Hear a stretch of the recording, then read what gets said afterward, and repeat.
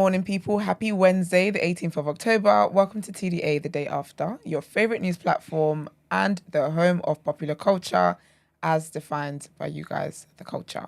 And I'm one of your lovely hosts today, the Shade Queen, my own royalty. And they call me E-Man, the pro-black activist, TDA producer and news analyst, melanin jam-packed. That's right. Ma'am, would you like to? You know what it is. Maxie Johnson. Hi, guys. You know what it is. Everyone. You know what it is. I love it. I do want to say I miss Margs. Send love to my baby Margs, man. He's just Shout out out here. to Margs. We got Margs in it. He's living his best life and whatnot. Mm-hmm. Brenda, you're right. What's going on there? Going for some things. So yeah, big up Margs. Go and send some love to the Killy. I guess the Killy community don't really send love, do they? Do you get what I mean? Like I feel like when I'm not here, because I'm not really I'm a collect more like. Do you get what I mean? I guess people can be soft with me, but will the Killies actually go and let Margs know that they miss him on the show, or is that one of you guys is wise or something? I don't know. Is that why? Is that a bun up? I don't know. They'll just maybe like the video when he comes back. That's ridiculous. They should like it while he's away. That's how he knows you miss him and he can come back to good likes. So let's do that. But what country is he in? I don't even know. Oh, Turkey. Yeah, something like that. Yeah, something like that. Around them regions. What's he doing? His hair? His hairline? No, he's Okay. Germany. Right. Okay. What? Don't say what. You don't know what you just did. Say what? Like it ain't crossed no one's mind. You're All gonna right. You're gonna come and look like Taser.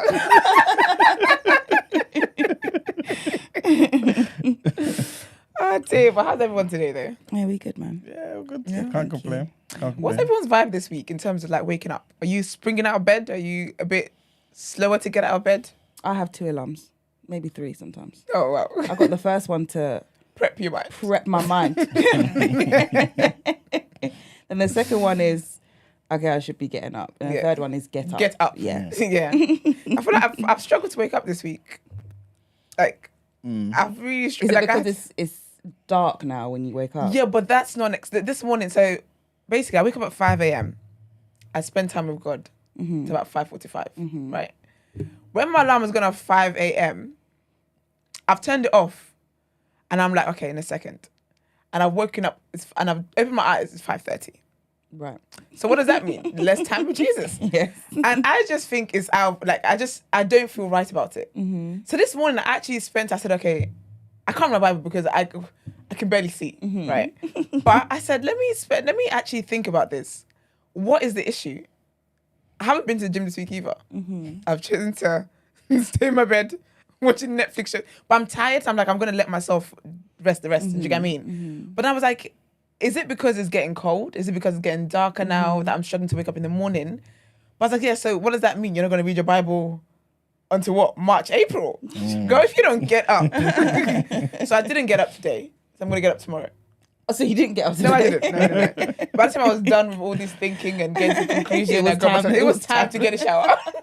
It was time to get a shower because I fell asleep in between my thinking. Oh my God. So yeah, so I was just like, I don't know if it's the weather, but that's not an excuse. Because I think about it in the same way with gym as well. Because like classes I do, usually during the summer, it's Hunger Games to get a booking. Is it but then, in the morning do you do the classes? No, nighttime. Okay. No, not nighttime, but evenings. Yeah. But when it's like getting darker, when it starts to get cold and summer's done, hella spaces in the class. But then I'm just like to myself, I can't not work out just because it's cold outside. Yeah. I do everything else. Well, except go out. If your birthday's in winter, I'm sorry. You would not be seen at all. But yes, I don't know. We'll see. We'll see what happens anyway. Oh, we've got a message to read before we get into our Black History Month segment. So, I hope it's not a read, but okay. Hey, love the show and everything you guys are doing. This isn't a dilemma or anything, just giving you a tiny insight on my experience.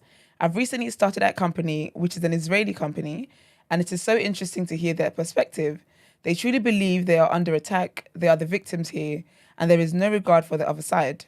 In having conversations, I've heard the words barbaric, uncivilized, animals, inhumane.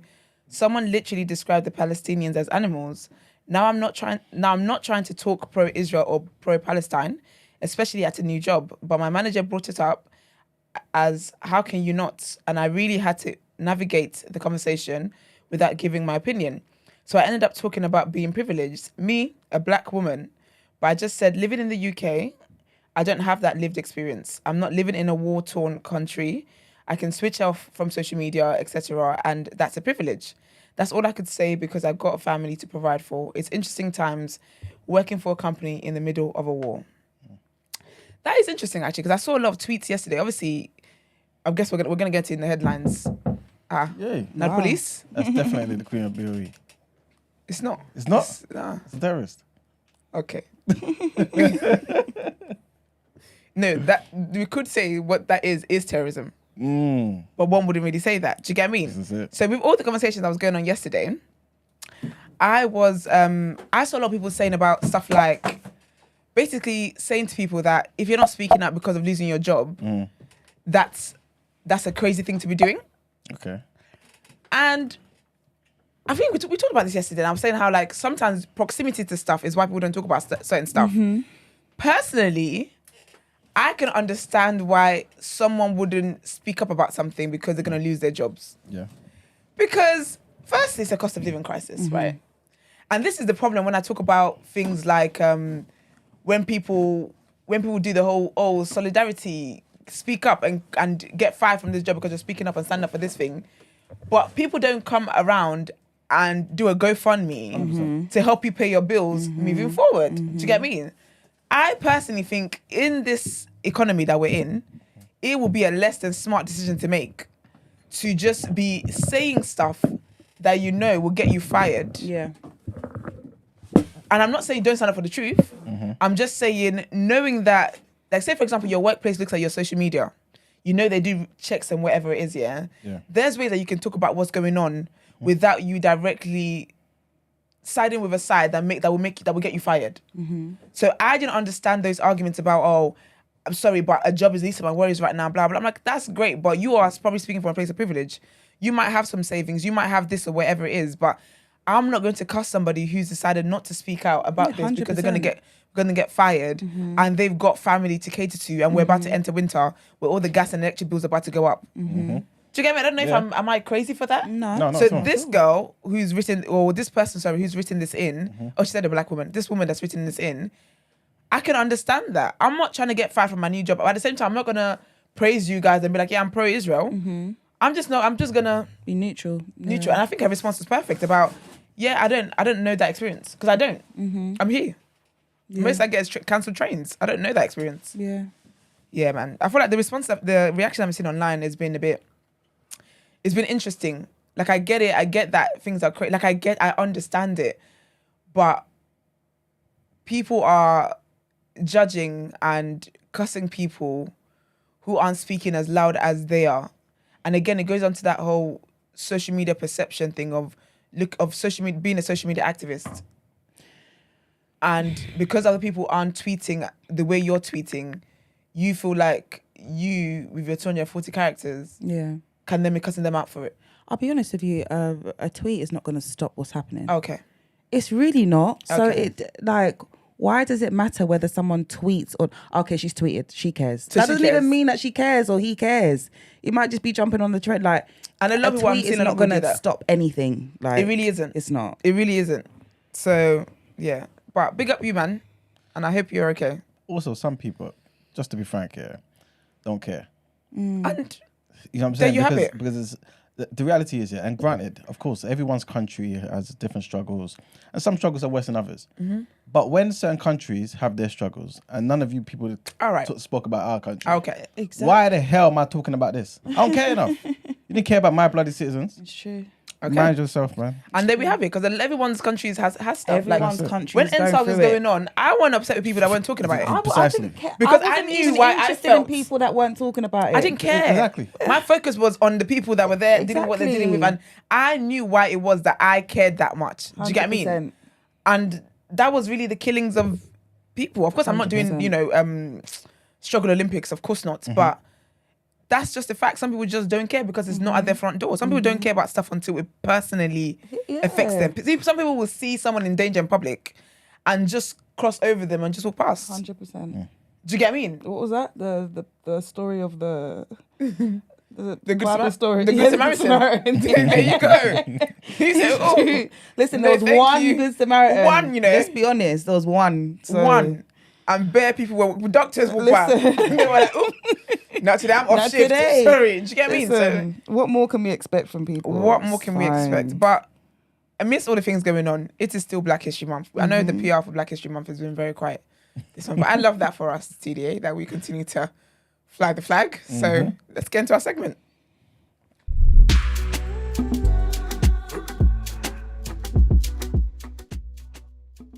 I thought they're gonna they cancel us over this one. This is the last segment we have.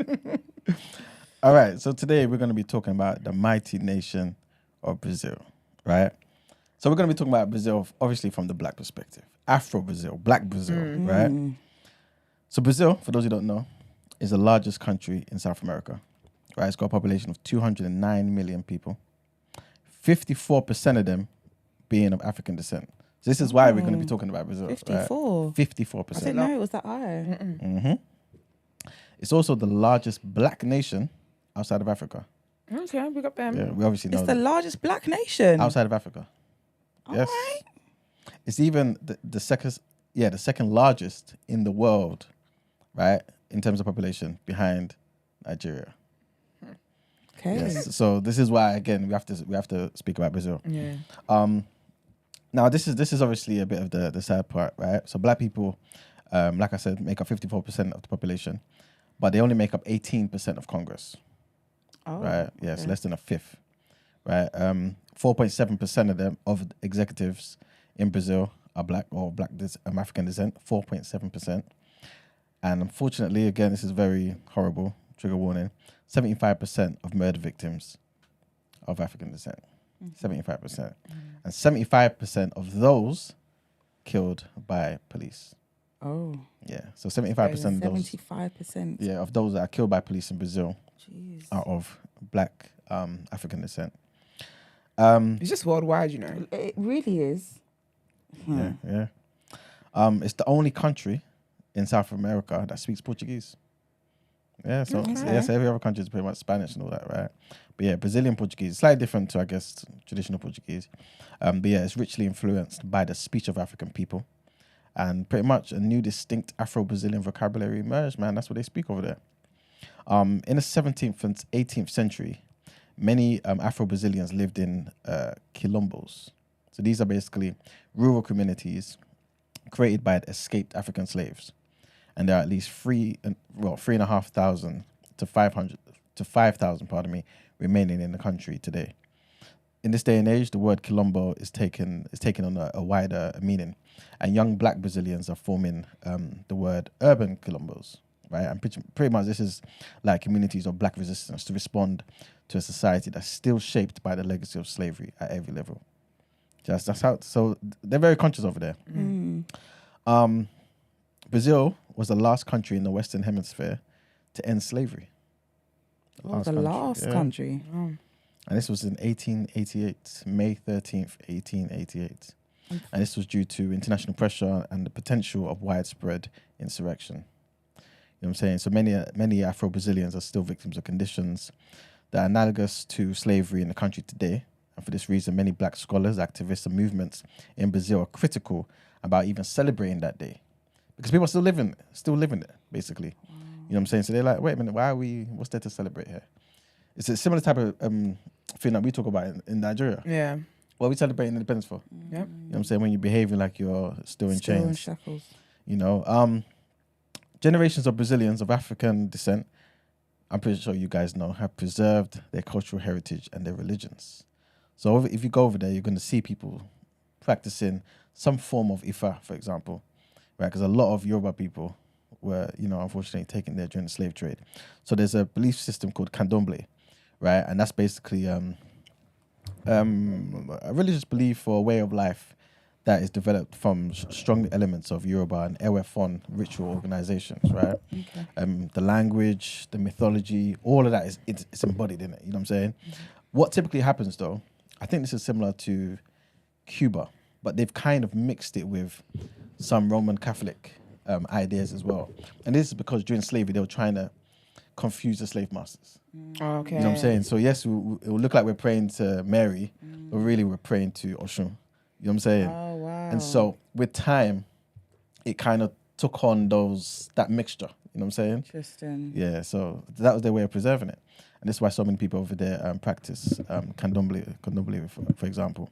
The city of El Salvador is the cultural and culinary epicenter of the Afro-Brazilian community. In the state, there's a state called Bahia, right? And that's basically like the black state in Brazil. Yeah. Remember when Habib came here the other day? Well, not the other day, but when he came here, he was talking about how he went to Brazil. He's been to Brazil a few times. That's basically the state where Yoruba people there. You go to Bahia, you just find Yoruba people there. My mum did 100%. say she met a Yoruba Brazilian There you go. at the airport. Mm-hmm. Yeah, she's talking about. Yeah, they just started talking randomly, and then she was like, "Oh, this is where she's from." He's like, "Oh yeah, da da da da blah blah." And yeah, Okay. Yeah. they'd be there. Mm-hmm. All the main cultural forms of Brazil have a base in Afro-Brazilian culture. So again, you can't separate all the beautiful things people like about Brazil. You can't separate it from the influence of black people there, African people there. For example, samba, which is the national music of Brazil, is a Latin duet dance with origins from Congo and Angola. So a lot of people don't know. People just think, oh, it's nice Spanish stuff. Nice Spanish stuff. No, it's African. You know what I'm saying? It was the focus of enormous police oppression throughout the 19th century until the 1930s. This was also the case with capoeira, which is like a Brazilian martial art. My brother does that. Oh, see, that's what I'm saying. It's a Brazilian martial art and dance form, which was created by Africans. It was also I did that in outlawed. Body Combat. Oh, was it? I did one of the moves. Which one did you do? Like the handstand one? You haven't got time for that. It's like you basically block with one hand and then skiva or something like that. Oh, that kind of dance. Yeah, on like that, yeah. Okay, yeah. It's pretty lit. Yeah, man. So that was created by Africans, man. It was outlawed actually and prosecuted by police until the 1930s. And let people enjoy things. You know what I'm saying? And then after that, it became part of the national culture. Okay. This is what they do, man. Also, African Brazilians, they never had a reconstruction period like that in the United States, right? So after being freed, black people never had many options for social mobility.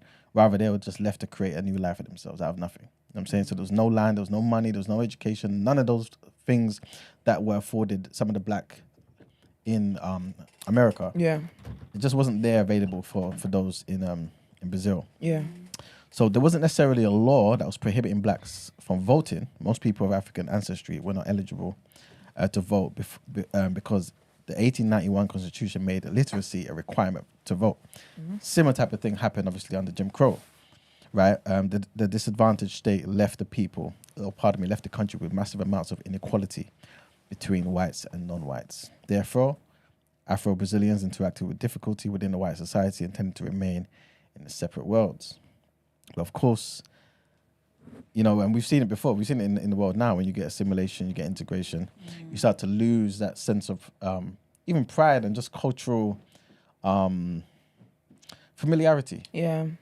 But this benefited Brazil because in terms of the culture anyway. Because look at all the beautiful things that we just mentioned. All of this came as a result of these particular things, of being shunned and having to keep to themselves. Yeah. You know what I'm saying? So it is what it is. Hello, the Queen of BOE. How are you today? Good morning, ma'am. How are you? Around 60% of the Amazon rainforest is in Brazil. And Brazil's controversy with race was intentional. Yes, so basically when African women arrived, in Brazil, they became concubines and wives of Portuguese colonizers. So white masters would often choose a black slave to work inside of the house. Trigger warning, guys. And obviously these black women that were raped by their masters, resulting in a very large mulatto population in the country, which can still be seen today. This is why when you go to Brazil, a lot of them don't look like us. You know what I'm saying? They're all mixed, and because of these animals over there that were doing what they were doing. But yeah, so that's basically what happened. I just want to give a brief history so that people can kind of see the cultural significance, I guess, of Brazil and why it's one of those places that we can't forget. You know what I'm saying? And basically, black history in Brazil dates back to the arrival of the Portuguese colonialists in the 16th century. So from the late 1500s to the 1860s, Brazil was the largest destination for African slaves. So a lot of people think, it's Americas or Caribbean. The largest destination for slaves, African slaves, was Brazil, right? Most of our people went there. 4.9 million, estimated anyway, enslaved Brazilians were imported to Brazil. Africans came from two major groups, the West African people and the Bantu people. West Africans, obviously, most notably the Yoruba people, you know what I'm saying? And then obviously from the Bantu people, we had Angola, we had Congo people that went there, hence the influences over there. In 1807, Britain abolished slavery and subsequently began to put pressure on other nations to follow suit, one of those being Brazil. You know what I'm saying? However, in 1822, 1.5 million of the 3.5 million people in Brazil were still enslaved, and the practice was still strongly supported by all segments of society, including the Catholic Church. They were benefiting from our people being enslaved. They didn't want to let it go, you know what I'm saying? In the years that followed, Great Britain ramped up efforts to outlaw the slave trade. Obviously, there were seasoned slave ships in the Atlantic Ocean. You know, Britain was trying to do their thing. Obviously, they didn't just wake up doing that. We had to make them do that, you know what I'm saying? So I don't want to give them all the praise. But during this time, the ideals of liberty and freedom had also spread from Haiti, which we were speaking about yesterday. So again, it's not white people that wanted to do this because they're beautiful, benevolent people. It was because we fought for it. We died for it, you know what I'm saying? It was us that basically liberated all those French colonies because of people like Toussaint Louverture and, of course, the great Jean-Jacques Dessalines. In 1888, Princess Isabella of Brazil finally decided to abolish slavery. Of course, like I mentioned, the legal end of slavery in Brazil did little to change the lives of many Afro-Brazilians because, like I just said, today people are still living a life that's similar to being enslaved in Brazil, unfortunately. But big up Brazil, man. Yeah. It's a beautiful country and beautiful people. Big up Brazil. Let's get onto some of the notable foods. I know you guys have been waiting for this. That's my favourite segment. What did they be eating over there? Do you know what the first thing is? This is why you especially will feel at home over there. And you as well. There's a large Yoruba speaking. Put the mic a bit closer. Large Yoruba speaking population. Hold up. But yeah, sorry. It's not on. I'm trying to sabotage you right from the jump. Can you imagine? All right. You know what I was going to say, but for them, not. For us, man, you guys' relationship today, you guys have been calm and civil so far. Yes. What were you saying? Testing. Yeah. That's it. Okay. No, I was saying there was a large Yoruba speaking population there. 100%. And what? No, Akara. Oh, yeah, I did hear people this after actually. my own heart. Yeah, I did hear this actually. They love it. I love it. love it, It's about Brazilians. Yeah, they love it. That's really lovely. For those who don't know, I think Brent's going to put it up anyway. Akara slaps. AKA Yeah, I made it the other week. I'm not a fan. What? Really? Yeah. Sorry. Can you get out of Yikes. I'm not What Okay, don't you like serious. about it? I don't know. I don't like it. It's Taste.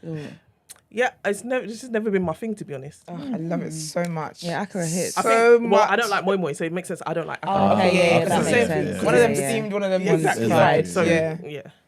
Akara slaps. Yeah. Telling you, man. Oh gosh, I love it so much. But these type of I stay away from though, because I could have like 20. Yeah. Oh, I plan to when I make it. I know this is where I'm at. So I just, Yeah, my dad makes it well though. He does. Yeah. Yeah. Yes. Anyway, that's one of their main dishes over there, right? Pick up them, man. They know good things. That's what I'm saying. So again, like for those who are interested in going to Brazil, obviously you can go to what's that place called? Copacabana. You can go to the beach there and all that type of stuff. But go to Bahia State, where the Yoruba people there, you'll see the culture. You feel like you're back home. You know what I'm saying? You'll see them cooking this on the side and everything. Right? You know, you be feeling like you're in Lagos market. Yeah, it's real, man. They really kept the culture. They got something called mokeke. I hope I'm not pronouncing it wrong. But Brent, if you don't mind, Moqueca. Moqueca.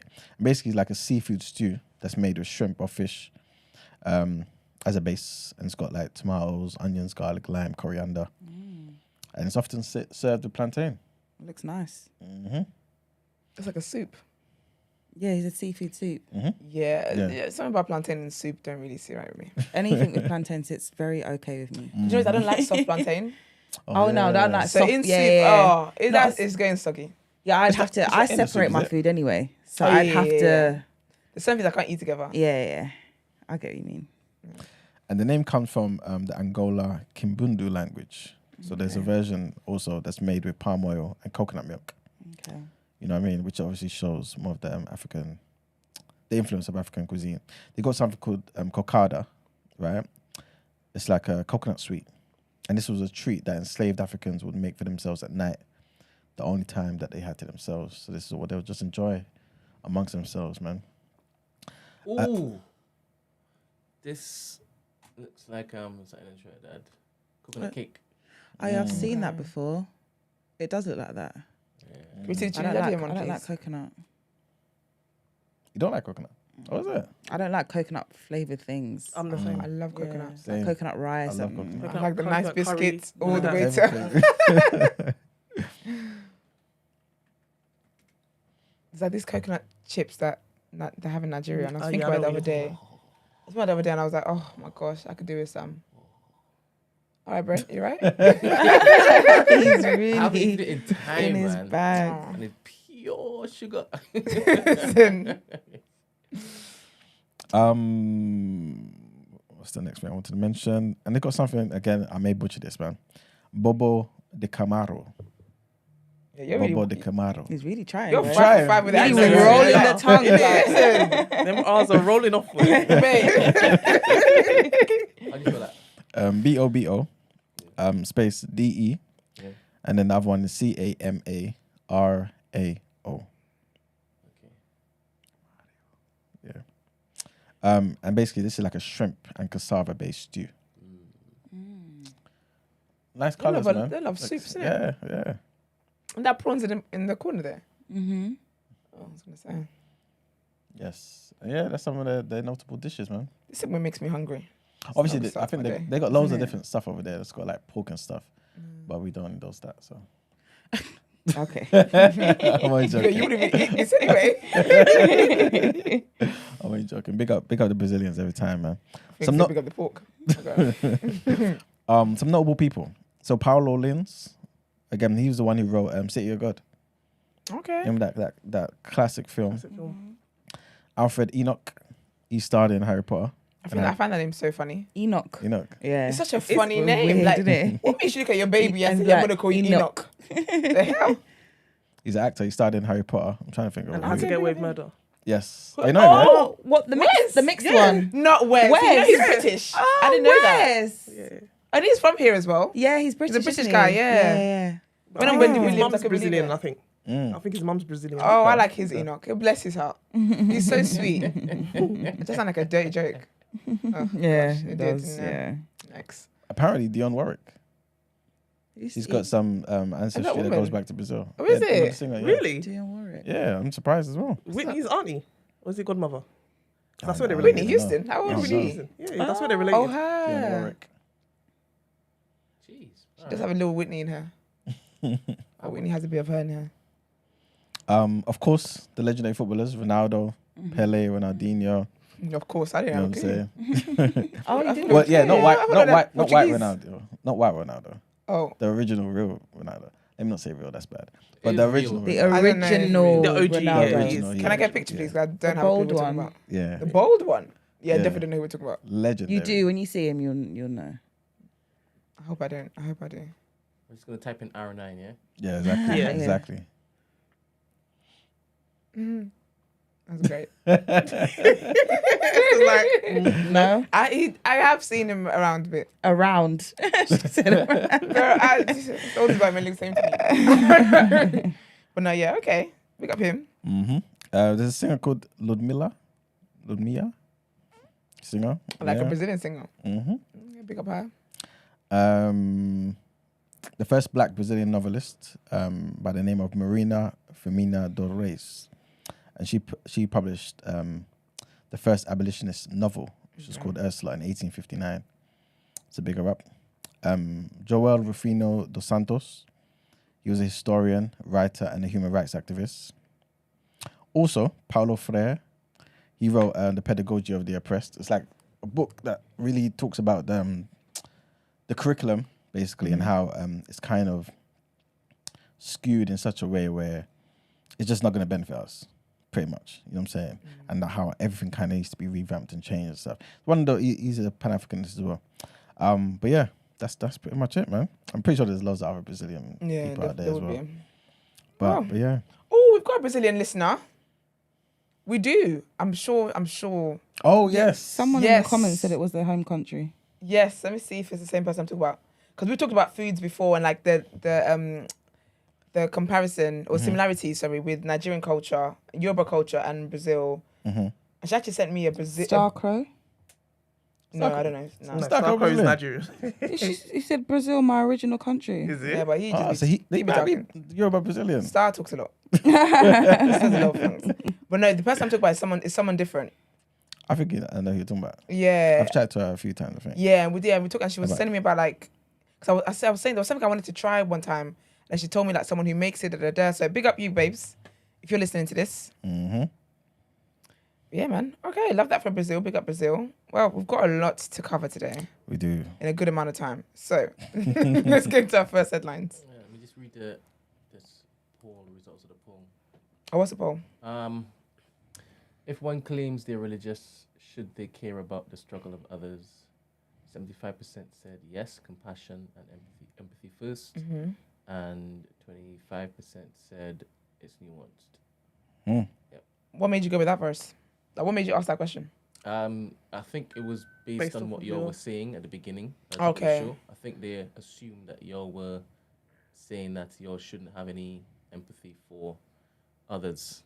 No, I was just saying we shouldn't care what other people tweet. What tweets won't make a difference to the situation. Yeah, but you know what? they misunderstood what you guys were saying. No, Yeah, but I misunderstood every day, so I didn't even bat an eyelid. All right, well, let's get into headlines. Thank you for that. I think it was off the back of what Emmanuel said. Okay. Yeah, I think you bring it 'cause to he me. was very violent. I don't think he's going to whoop that back. Yeah, I was in the car. I was like, oh.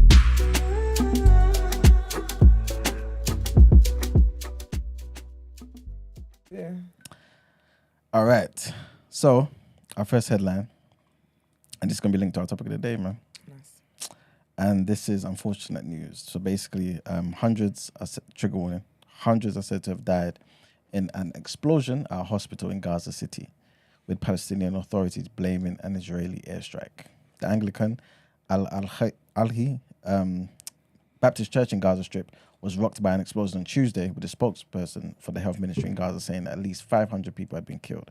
However, the Israeli military has hit back at the claims and said that its intelligence shows that the Palestinian Islamic Jihad group is responsible, Hamas, after a rocket that was intended for Israel passed near the hospital.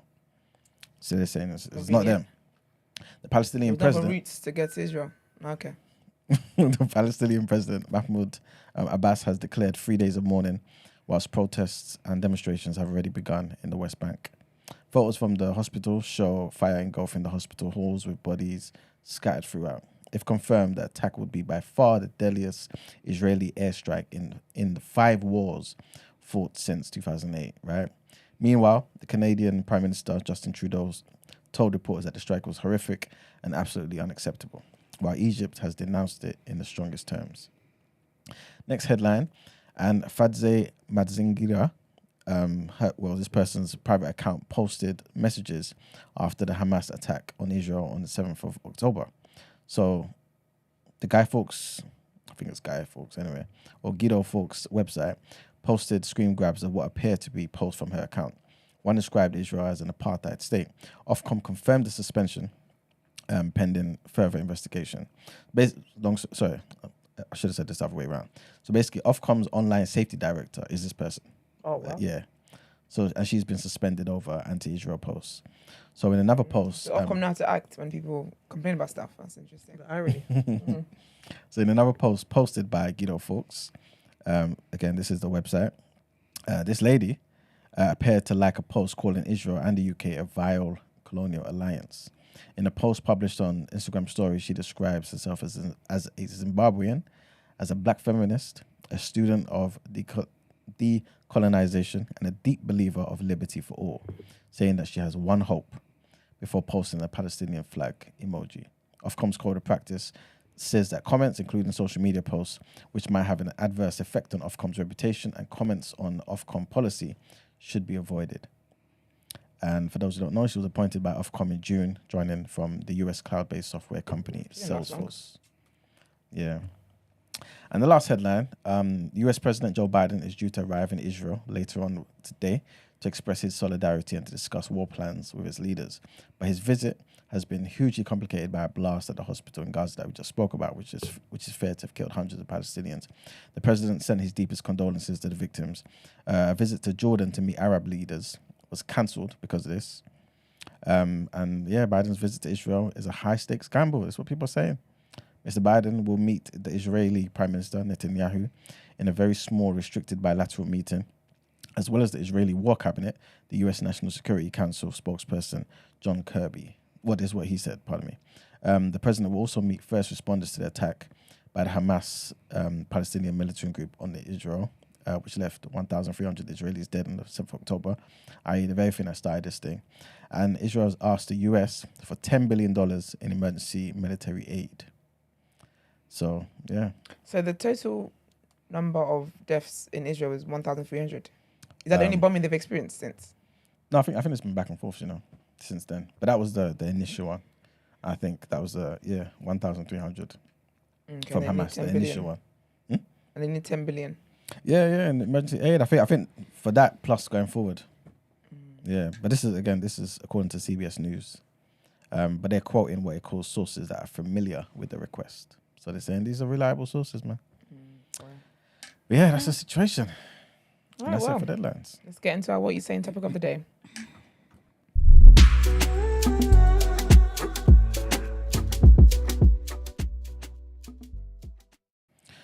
All right. So today's topic of the day, right? Like I said, probably like last week when this whole thing started, we're going to end up talking about this a few times. But I don't want us to talk about it too long today because we've got an amazing guest coming on, right? Do you? But obviously this is a big situation that just occurred, right? Hospitals been bombed. Children died. You know what I'm saying? Horrible scenes, right? But the question I want to ask is, when it comes to war though, do you guys believe in an eye for an eye? Or do you feel like there should be some limitations? Sorry, run that back. When it comes to war, do you feel like it should be an eye for an eye? You guys did this to me, so I within my rights to do this to you. Or do you feel like, you know what, there should be some rules here? We know there are rules, obviously, there are war crimes and things of that nature, but do you feel like that makes sense? Would you abide by those if you were the leader? I think war should just be, let's meet in a field and have it out there. Like, why are we killing the children and all? I get it. Oh, I saw the saddest I video get yesterday. it, but let's go to a field or a forest and Fight it let's have out. it out Like there. a Like, battlefield, why yeah. are we... Do you know, I saw this video yesterday, that broke my heart. It was these babies and they were having a panic attack. The babies were having a panic Like, attack. literally, like, they were like, you know how a panic attack is with an adult, but it was that baby version. It was so sad. Wow. But I agree with that. I feel like find a land somewhere. Yeah. Because you know when you see like old, film and stuff like that, yeah, where it's like one side here, one side like here. that's Have how at they it. used to do it. That's how David and them were doing it. Because I think that's what makes it out of order. And I think with the whole Israel and Palestine thing, it's so interesting seeing everything unfold in real time. Do you get what I mean? In that, when it was, Russia and Ukraine last year, right? Obviously, when all of that happened, all the governments are like, oh, we're going to go and help Ukraine because they're the ones who are being attacked more. And they're the ones, they need help kind of thing, right? But this one, from what it looks like it's like excessive force coming from Israel to Palestine. But then all the governments are still like, oh, yeah, we're standing with Israel. But then it's funny, it's because now, one by one, all these leaders are kind of backtracking on their statements and saying, oh, no, do you know what I mean? They're backtracking. And it's, it's really going to be is this the future of the show? It's really just... It's about tragedy. This is confetti. Sorry, guys, for those who listen to Spotify. Yeah, it's automatically, yeah. There's something on the screen that comes out whenever we use certain hand gestures. Yeah. Go and check out on YouTube. And while you're there, might as well like the video. Like the Thank you video, very much. subscribe. But you get me? So it's interesting seeing them kind of backtracking on that. Like, and the way, because this is what we said when we initially talked about it, how with Palestine, Palestine became a synonym for Hamas. The way they talked about Palestine was as if like everybody there is part of the terrorist group. Yeah. And it wasn't really a thing of Israel's going to attack the terrorist group. It became a thing of they're just attacking Palestine. And yeah, they're going to say the whole thing about, there's terrorists sprinkled amongst the citizens and whatnot. And it's wild. It's wild that you're like, it's wild that people are taking shelter in hospitals and stuff like that. And you're killing all of them. Like, how big is this terrorist group? But this is the thing, though. Israel would argue Hamas is hiding amongst the civilians. Yeah. That's the way they protect themselves. Israel would also argue they need to respond. You can't randomly... Of course, from their perspective, it's random, right? But it's not, though, factually, though, is it? But it's been going on since 1948, right? Exactly. Prior to that, even. But on this random day, at least, people are minding their business, and you people came from the sky paragliding and shooting people. You came to certain festivals just killing people mercilessly. Sorry, but should they not respond? And if they are going to respond, what's that response going to look like? Yeah. That festival, Yeah. correct me if I'm wrong, the land in which it was doing on, wasn't it, they were pushed off from that land anyway?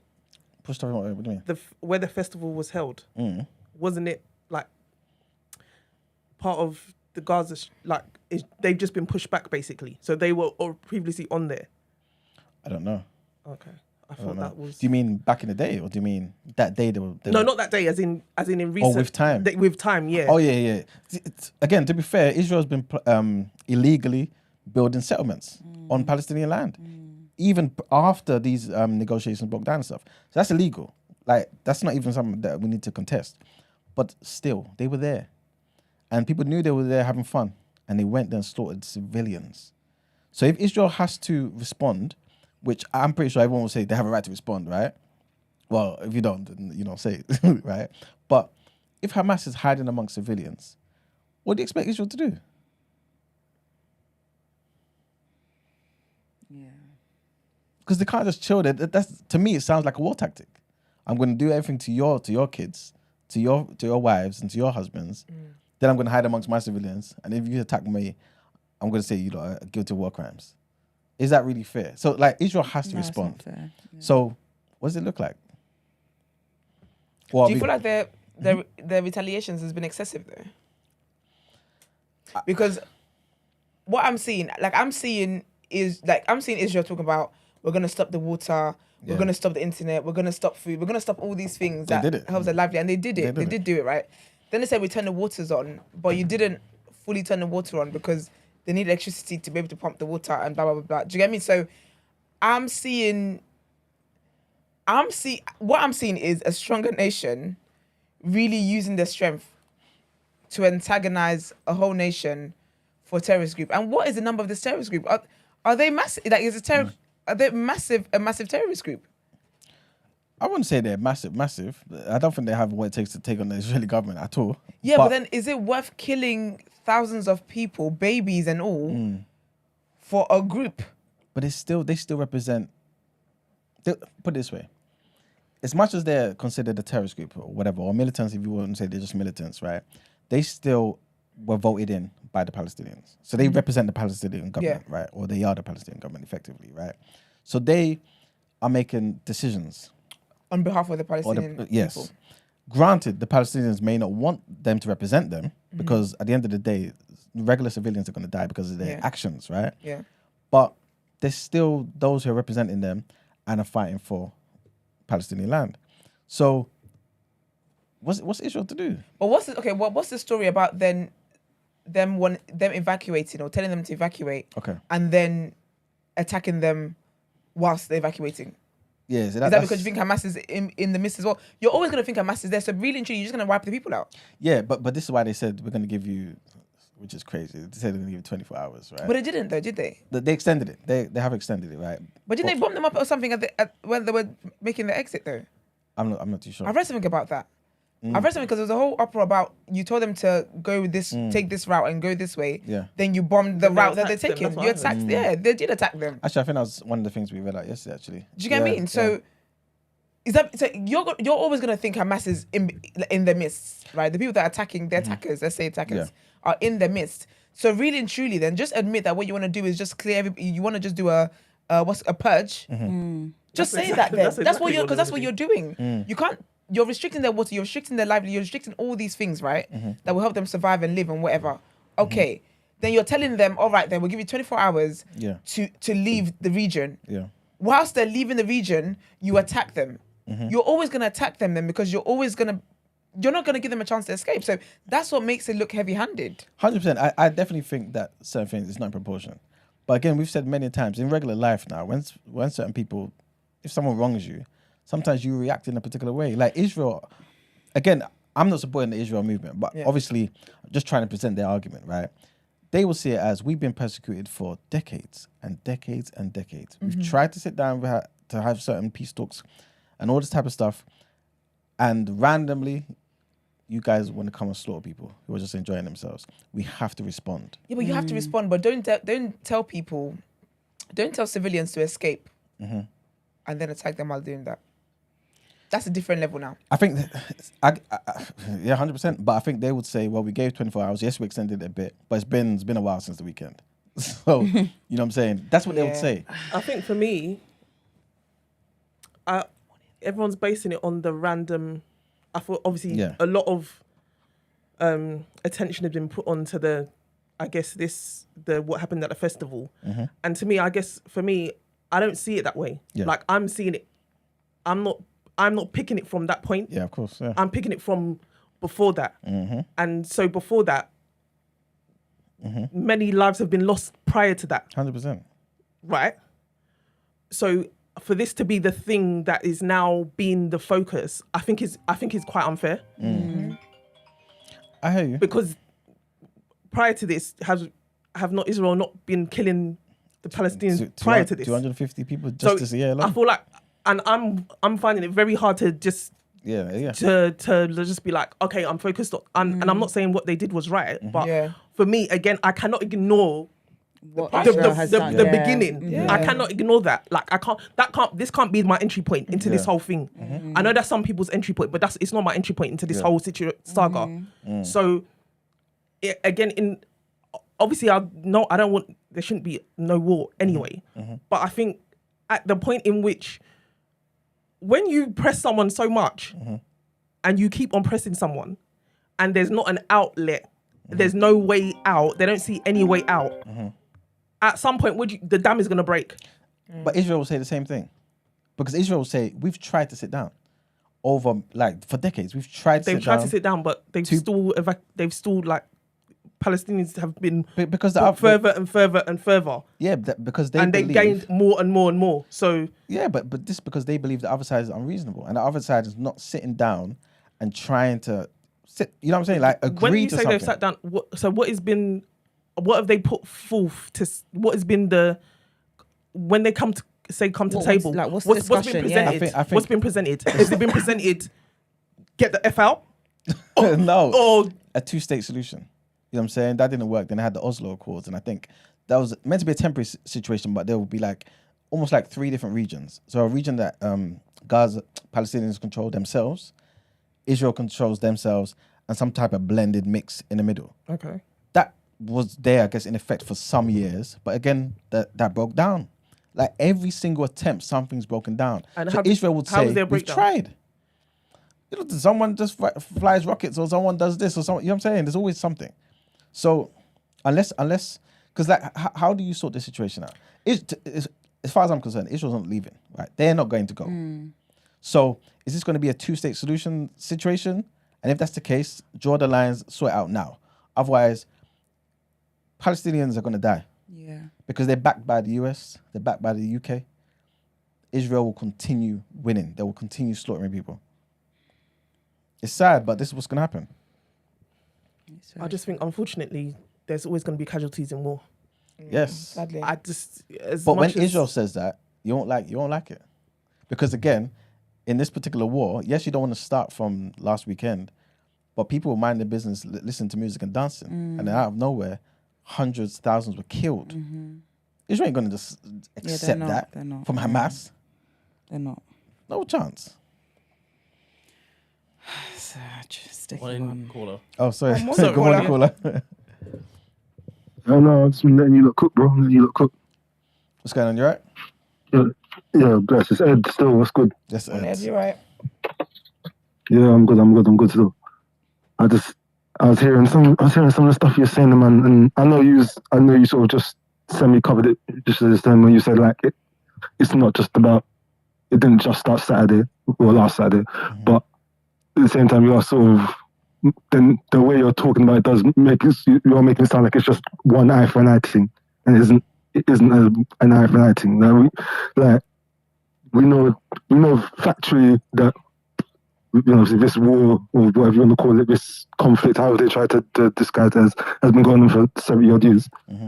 The thing is, bro, like, how can we pretend that what's it called, that Israel ain't been, you know, doing, maybe not in the exact same way, but have been doing the exact same thing as, you know, what Hamas did last Saturday, in terms of a bunch of innocent civilians are going about their business and are blown up or murdered or whatever. Like, the boy is, like, you can't go, all right, well, we're going to ignore the fact that that's happened to them on a weekly, monthly, yearly basis for however many years, you know, and then go, all right, well, the one time it happened on a mass scale from Hamas is now like, oh my God, well, you know, I see Israel's point now. It's like, well, bro, like, what the fuck is that? That's not, sorry, my language. Well, you know, it's like, yo, what is that, bro? Like, you know what I mean? It's like, yo, like, I'm saying, at the end of the day, I'm not sitting there saying I back, obviously, what Hamas is doing, but the whole thing is, you can't, you know, I think I said to you last time, where it was like, yo, like, you can't be sitting there using freaking M16s and that, man, and thinking, oh, they're just going to keep using their fists on me. It's like, no, like, eventually they're going to go, all right, well, done, get the M16s as well. Yeah, you're right. You know what I'm saying? It's like, yo, so at the end of the day, there's been too many innocent civilians killed on both sides, under the guise of religion and under the guise of, you know, politics and blah blah blah. It's just, bro, it's all mashed up. You know what I mean? At the end of the day, like literally, I'm seeing interviews of people within the Israeli government, people within the Israeli army, being like, there is no difference between Hamas and Palestine, bro. They're like, yo, like, they all got die. Like, these are people who actively working against that. It's not like Israel are coming up being like, no, we just want to, you know, like, well, yeah, obviously the big story on the main scale is like, yeah, we just want to go after Hamas, but you dive in a little bit below the surface, they're just like, bro, like, Hamas and Palestine are the same, bro. Like, they'll dead them all. Like, they're happy to dead them all if it means Hamas is gone, and that means they can take over all that land. Like, it's like, yo, like, whereas Hamas will sit there and go, hey, what we did was because of everything you've done, and we're only going after these people, and we're only holding these people hostages because of that, you know. And it's a thing of, you know, like, they're not trying to, Hamas isn't going there, we're trying to ethnically cleanse and destroy the whole of Israel. It's like, yo, like, we just want what's ours, and you tell you to stay away from what's ours, and that's it. All right, so Ed, yeah, what's you know, like you said, like, there's been casualties on both sides. It's been going on for like 70 plus years, yeah. But let's just pick today, and just say, you know what? How do we move forward? What would you suggest? Problem is, you got two sides who are, their egos ain't gonna let that run, innit? Like, Netanyahu's a dictator, and he's not gonna let nobody put him into. He's made that his like, that's literally what he runs off every time he goes for elections. That he's trying to get rid of, you know, he's trying to get rid of the Gazans. But you know, like, so there's not really a thing for him to come true on that. Go on. Let's just say, like, you know what? Let's rewind 2 weeks ago. Let's just rewind 2 weeks. So the thing that happened didn't happen. How would you say they should go forward? And then, as you're thinking about that, inject now one particular side comes and then start slaughtering people.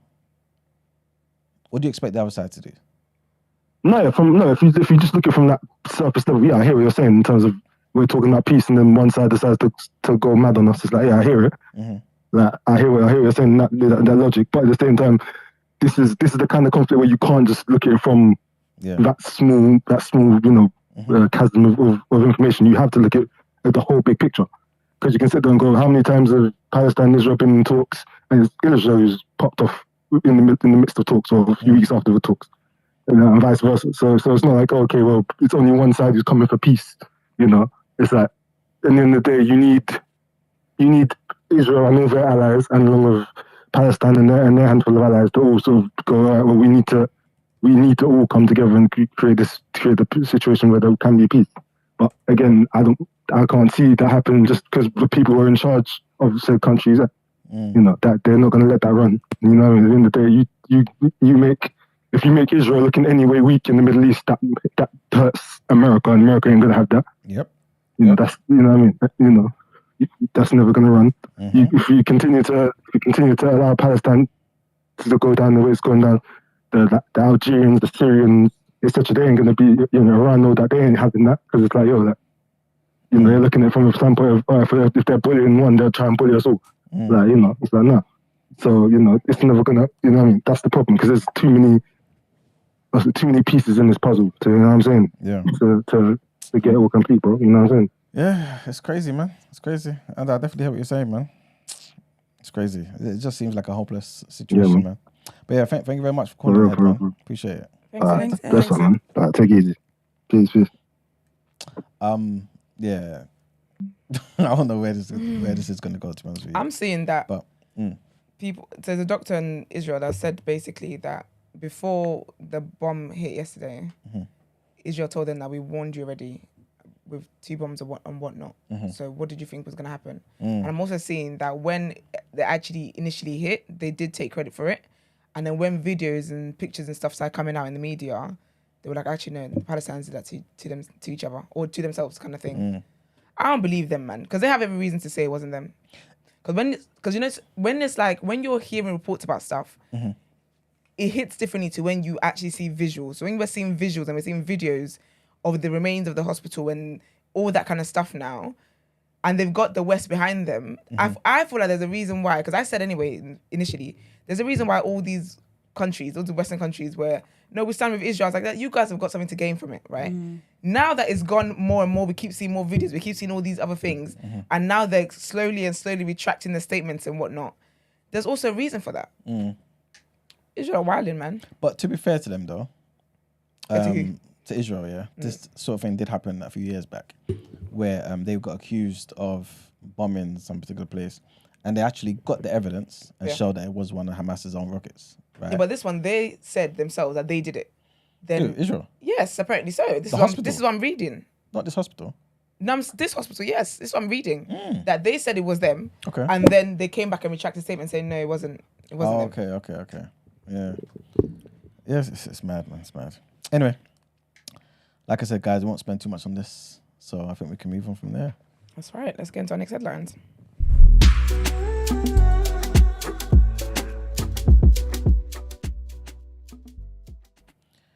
All right, so our next headlines take us to Scotland, where the First Minister, Yousaf, has announced that council tax rates are to be frozen across Scotland.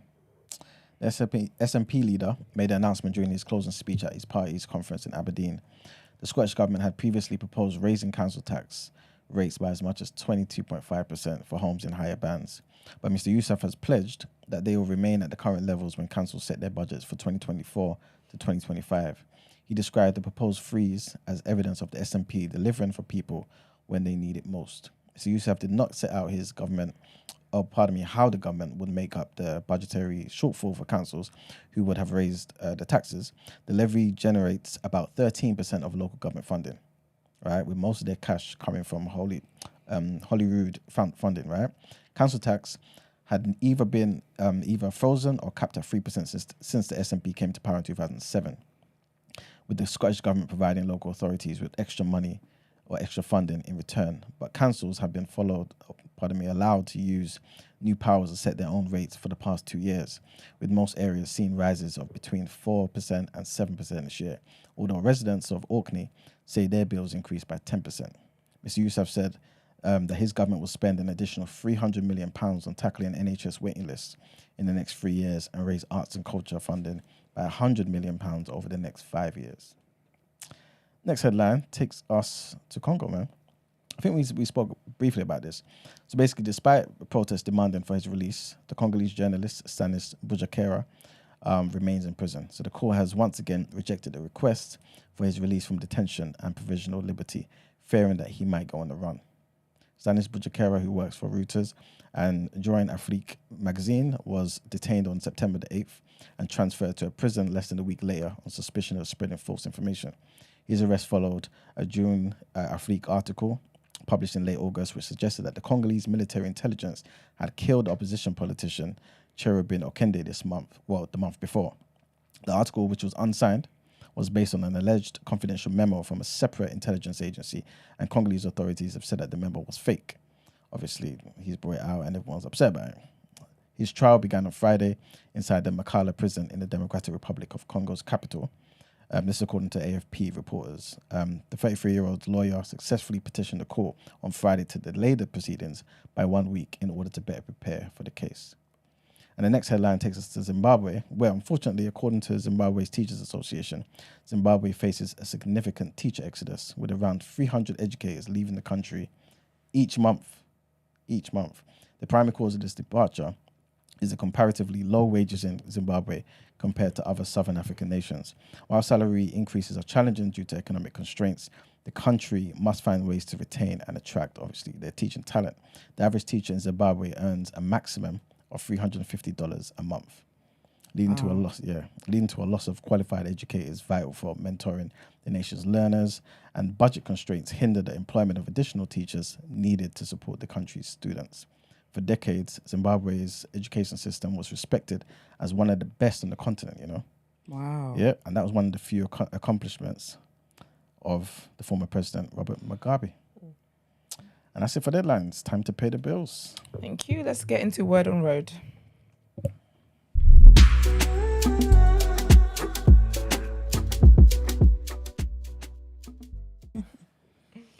Okay, so I'm going to talk about my girl Britney. You guys know I'm standing for Britney, man.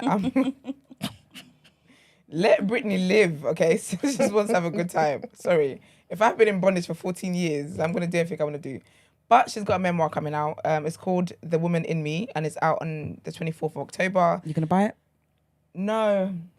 Hold on. Wait. What? I mean, I wasn't doing that question, you know. But no, I'm here to let Britney dance in her little pants and bikini. I can't. You're one of the tweeters. You're a tweeter. That's not genuine. 100%.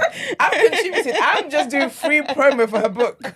This is my part. I'm playing my part. Okay, bring up Britney. But basically, she's got a memoir, and there's been bits of it. You know how they start to do the PR promo thing. Maybe this will stop the Jada talk that you guys. Please. Please. Well, basically, just so funny. I posted that yesterday, and I said I didn't want to talk about it in my DMs because I thought the title was so funny. The title, Brent basically called the title "Jada's a Victim." Oh, and there's a clip circulating of you on our page as well. Yeah, Brent is actually yeah. You do not see scoundrel. You're a scoundrel. Yeah. So I found the title funny, so I posted on my story, and I was like, I said what I said. I don't want to talk about it. I was like, don't come in my DMs. I don't want to do debates. This is not why I'm here. I'm not here to do debate team about this. Oh my God. What's in my DMs? Of course there is. Why do you think that? Of course there is. I'm airing it. Because I don't said know why you thought they was gonna.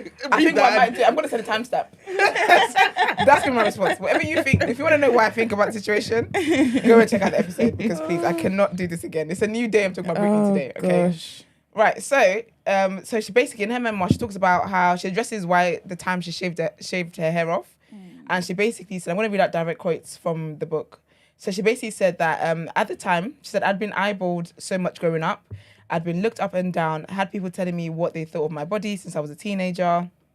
Shaving my head and acting out were my ways of pushing back. But then, obviously, after that was when she then started a conservatorship with her dad. Well, she didn't start it. He forced it upon her in 2008. Then she said, under the conservatorship, I was made to understand that those days were now over. I had to grow my hair out and get back into shape. I had to go to bed early and take whatever medication they told me to take. She said, I would do little bits of creative stuff here and there, but my heart wasn't in it anymore. As far as my passion for singing and dancing, it was almost a joke at that point. 13 years went by with me feeling like a shadow of myself. I think back now on my father and his associates having control over my body and my money for that long, and it makes me feel sick. Think of how many male artists gambled all their money away. How many had substance abuse or mental health issues. No one tried to take away their control over their bodies and money. I didn't deserve what my family did to me. I don't know how she could forgive her dad, you know. That's too deep. That's actually too deep. Do you feel like he was doing it for her own good though? No, he wasn't. Because he was stealing from her. And he was drugging her. All the performances that she was doing that on drugs. Oh wow. And it's funny because that was around the time of like the Piece of Me thing. So like, and she had the Vegas residency. She was working non-stop on drugs. They were drugging her for stuff she didn't have. Just to kind of keep her, they kind of sedated her basically. Yeah, keep her in line. He didn't do that because he cared about her or loved her. He really didn't. Because what he would have done was taking care of her to get to a point where she can then be independent again. But he never wanted to give her control. They had to literally go to court and over so many years for him to give up that control. Crazy. So he definitely wasn't doing it for her own good. It was nothing like, because he was stealing from her as well. Yeah, man. I don't know. That's a different level. But she also talked about how basically she had an abortion. She got pregnant by Justin Timberlake when they were together. And she had an abortion. And again, quotes from the book. She said, "It was a surprise for me. It was a surprise, but for me, it wasn't a tragedy. I love Justin so much. I always expected us to have a family together one day. This would just be much earlier than I'd anticipated. But Justin definitely wasn't happy about the pregnancy. He said we weren't ready to have a baby in our lives, that we were way too young. She said, if it had been left up to me alone, I never would have done it, as in never would have had the abortion. And yet Justin was so sure that he didn't want to be a father. To this day, it's one of the most agonizing things I've ever experienced in my life." Wow. She's been through a lot, man. The girl's been through so much. Like a crazy. And when you think about it, she was actually young. She was a young girl at the time as well. I think she was pregnant. I think she was 19 at the time or something like that. But yeah, man, her memoir's out next week, I guess. Yeah, 24th of October. And it's called The Woman in Me. And y'all go support that. And be nice to her when she's dancing on the internet. Something else I've got to talk about today because I just cannot. People are wilding and I just don't even know what to say. So basically, right, bit of background. Early YouTube years, there was a YouTube couple, interracial couple. This was back in the days when people were doing the stupid content about my white boyfriend sees my wig for the first time. My white boyfriend sees my afro for the first time. All that very foolish. I hope no one's doing that 2023. I hope not. I will report them. I will go out my way to report them. I thought that goes on TikTok. Yeah, see, my page can't. Listen, I thought that was Esther will block you. I will block you, your man, his mum, the entire. No, I cannot be seeing such foolishness. Oh, but basically, there's a couple, and her name's Nygh. Nygh thought she was known as, and Jamie Perkins. And I feel like they went viral. They did go viral. They were one of like the first couples to kind of in the YouTube space to kind of go viral. Yeah. And it was off their, I can't remember what it was, but they went viral anyway. They were like interracial couple, and that was around the time as well where like they were about OG early YouTube days. Yeah. Because around the time they were the Australian version, and we had obviously Patricia Bright. Yeah, Patricia. Yeah. Yeah, Patricia Bright and Mike as well over here. So basically, they would do like vlogs and all that kind of stuff and blah blah. Their life looked perfect. Watching this video yesterday, this was 1 hour and 23 minutes. Oh, so that's what you put up. I was like, who is this person? I thought it was someone from Love Island. No, girl. Shame I didn't. Nah, girl. This was what I put up because at the time I saw it, my bedtime was approaching, and I have to publicly. Did we ever talk about this on the show? Your need for speeding things, Brent? Yes. I'm sure I have. Okay, well, here we go. There's a statement for me. I apologize to Brent publicly. Because Brent is always... that is fitting. I will accept that. Brent is always speeding stuff up. Even you could send Brent a 3-second voice note. That shit is sped up. He speeds everything. And I always say to him, like, I basically would shade him. But... No, yesterday I understood it. And my life has changed. I've never done it to you. I've just called you. So I don't know why is it you're making noise over there. Excuse me. I said I don't understand it. So I can't say I don't understand. Okay, they see each other. This is great. Yeah. But basically, right, so I've always like shaded Brent and cussed him for it and and just told him don't be silly. Sometimes he wants to play things to me and I'm like, no, put it at normal because I don't have ears like you do. But yesterday, I sat there looking at this video that was 1 hour and 23 minutes. And I said, what the hell? What the hell am I going to do? And basically, I was skipping. Like I said, this is just, you know when people talk and they're giving you the situation. just tell me us this what happened. Yeah. But he's telling me how the day was, what the sky was looking like. I said, this is stupidness. So basically, I started to speed it up. I sped up to the fastest setting that YouTube has, which is ×2. I personally think they didn't introduce the 3 because it wasn't fast. 2 wasn't fast enough. And I was breezed through it in 45 minutes. It was great. I was so happy. Even 40 minutes maybe, because I had to keep stopping to read screenshots. So essentially, the video is titled Why I Left Nygh, something like that anyway. So the interracial couple would like, they had a lot of followers, they had a lot of subscribers. I think on the channel it was like 1.7 million. Like they had millions of followers. Like they were a whole family package. They were the YouTube. Pack. No, honestly, they starter were pack. really it. No, the starter pack. No, it really was the starter It was pack. get a white man, let him see your braids, and then do that. Yeah. So that's what they were basically doing. So in the video, he basically talks about how they separated in 2023. I think it was 2019, I believe, or 2020. Basically, they separated and their divorce only got finalized in March. He said he spent $160,000 in legal fees. Jesus. I said, so you pay to get married, and you pay to get divorced. And this is why the London boys are only giving the girls traditional weddings, because you just pack your bag and you go. $160,000 to get divorced in legal fees. Crazy. Shocking.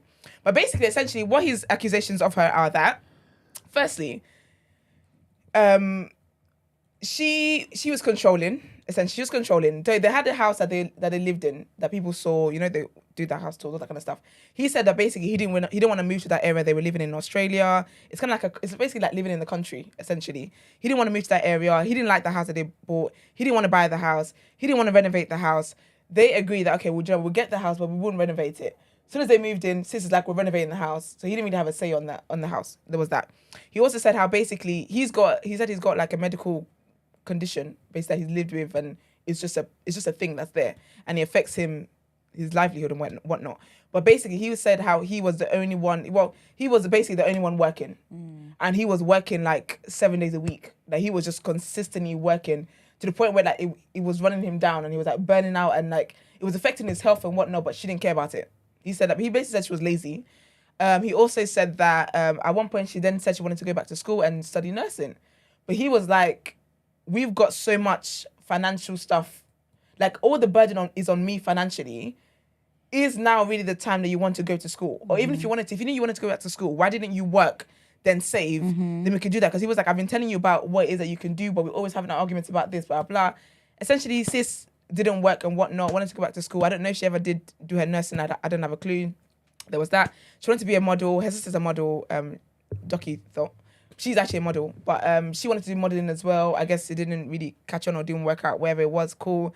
He said then they started YouTube and whatnot, but he was basically the one doing the admin behind the YouTube. So he was the one who was editing. He was the one who was researching how it is, what kind of content they can do, how they can grow their followers.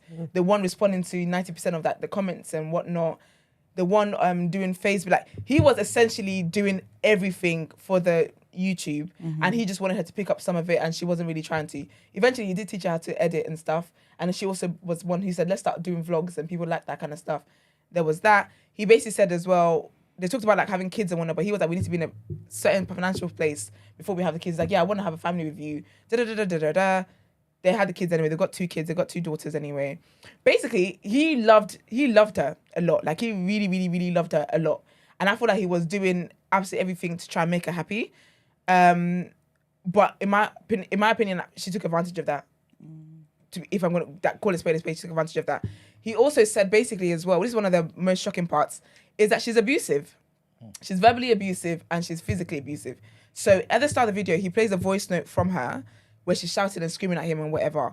Obviously with voice notes anyway, voice notes and stuff, I take it with a pinch of salt, because you don't really know the context as to why this person's reacting the way they're reacting. You could have shouted at me, then edit it to just blah, blah, blah. Cool. However though, because basically online right now, there's a division. People are divided. People are like, oh, you are out here, just believe in him.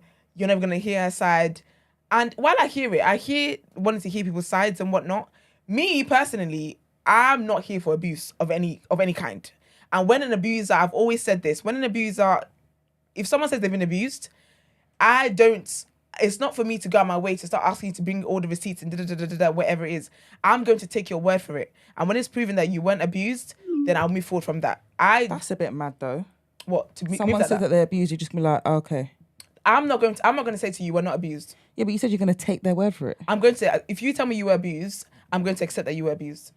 That's a bit mad. The more stuff that comes out, that's fair. But I'm not going to have someone come and tell me that they've been abused and I'm now saying, where's the receipts? Blah, blah, blah. Obviously, conversations will happen from that. But when someone comes to me and says they've been abused, my first thoughts is not to push back on the fact that they've said they've been abused. That's my thing. Yeah, I agree. Do you know what I mean? Your first thought might not be that. But that's what I'm saying. That's what I mean by that. Okay. That's what I'm saying, that if receipts and stuff come out afterwards, then cool. But whenever someone says that they've been abused, my first thought is never, no, you weren't, or prove to me that you were. But I don't. All of that stuff.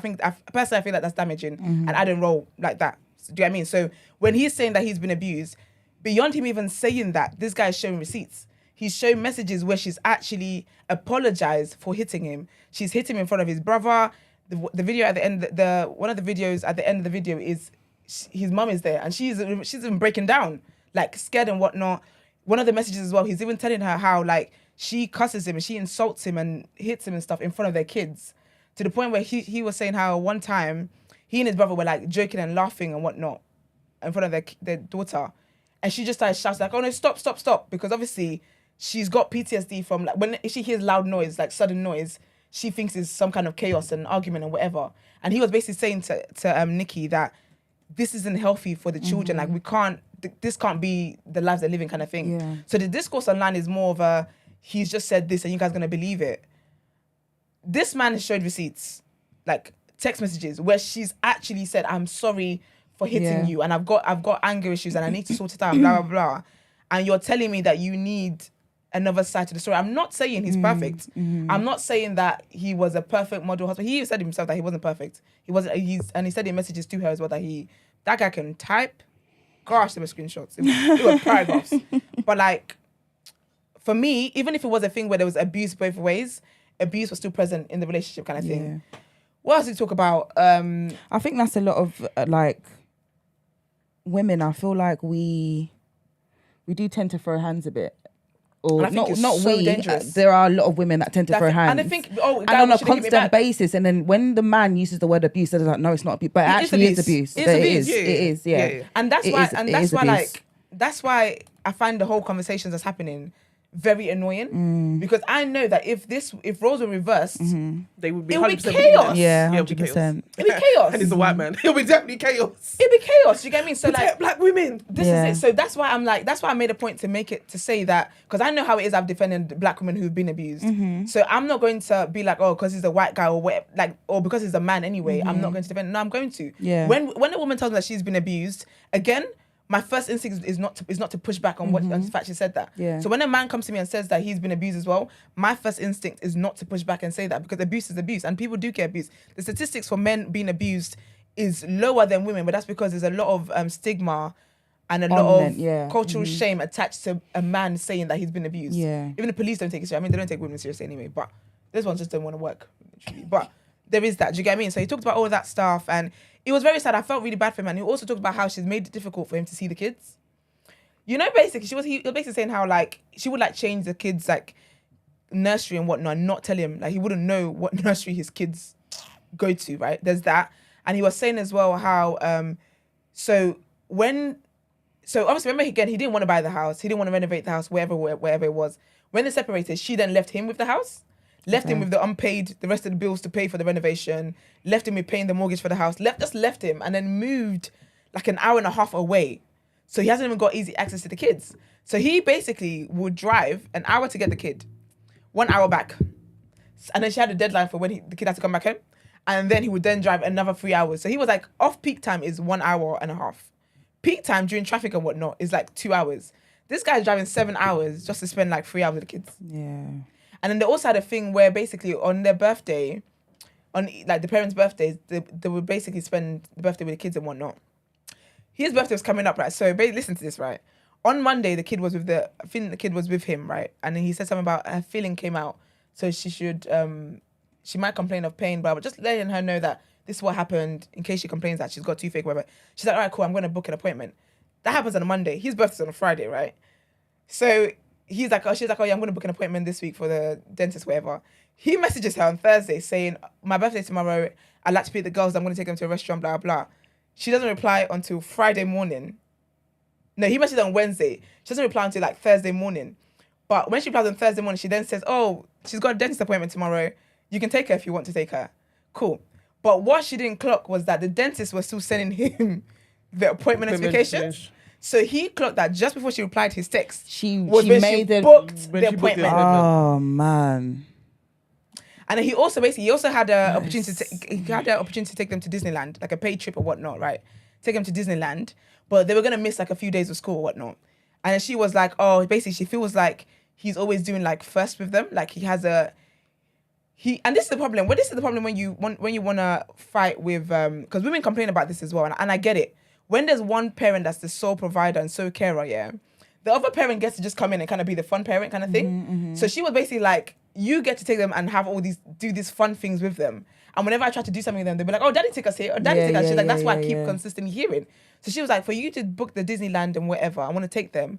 She was like, that's inconsiderate because you could have at least asked me to come. You could have at least made like a family thing so I could experience that first with her as well, with them. But he was like, first of all, we're not together. We're not even good at co-parenting. I was just about to say, to invite you, then we start arguing in front of the kids. No. In what world are we taking a trip to Disneyland together when we don't even get on and we don't get on kind of thing?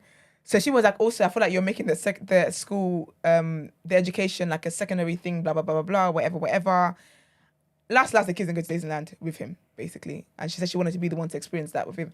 I feel like, this is my theory. Obviously, she's a black woman, he's a white man, whatever. But I feel like she took advantage of the fact that he's a nice guy. Yeah. He seems like a nice guy. And again, I'm not saying this in fact, because basically when they got together, she was 18, he was 25. That age gap, I'm sorry, I don't care what nobody says, that age gap had... Sorry, he was 18? He was 25. Oh. And she was 18. He was 7 years older than her. As far as I'm concerned, a 25-year-old has no business dating an 18-year-old.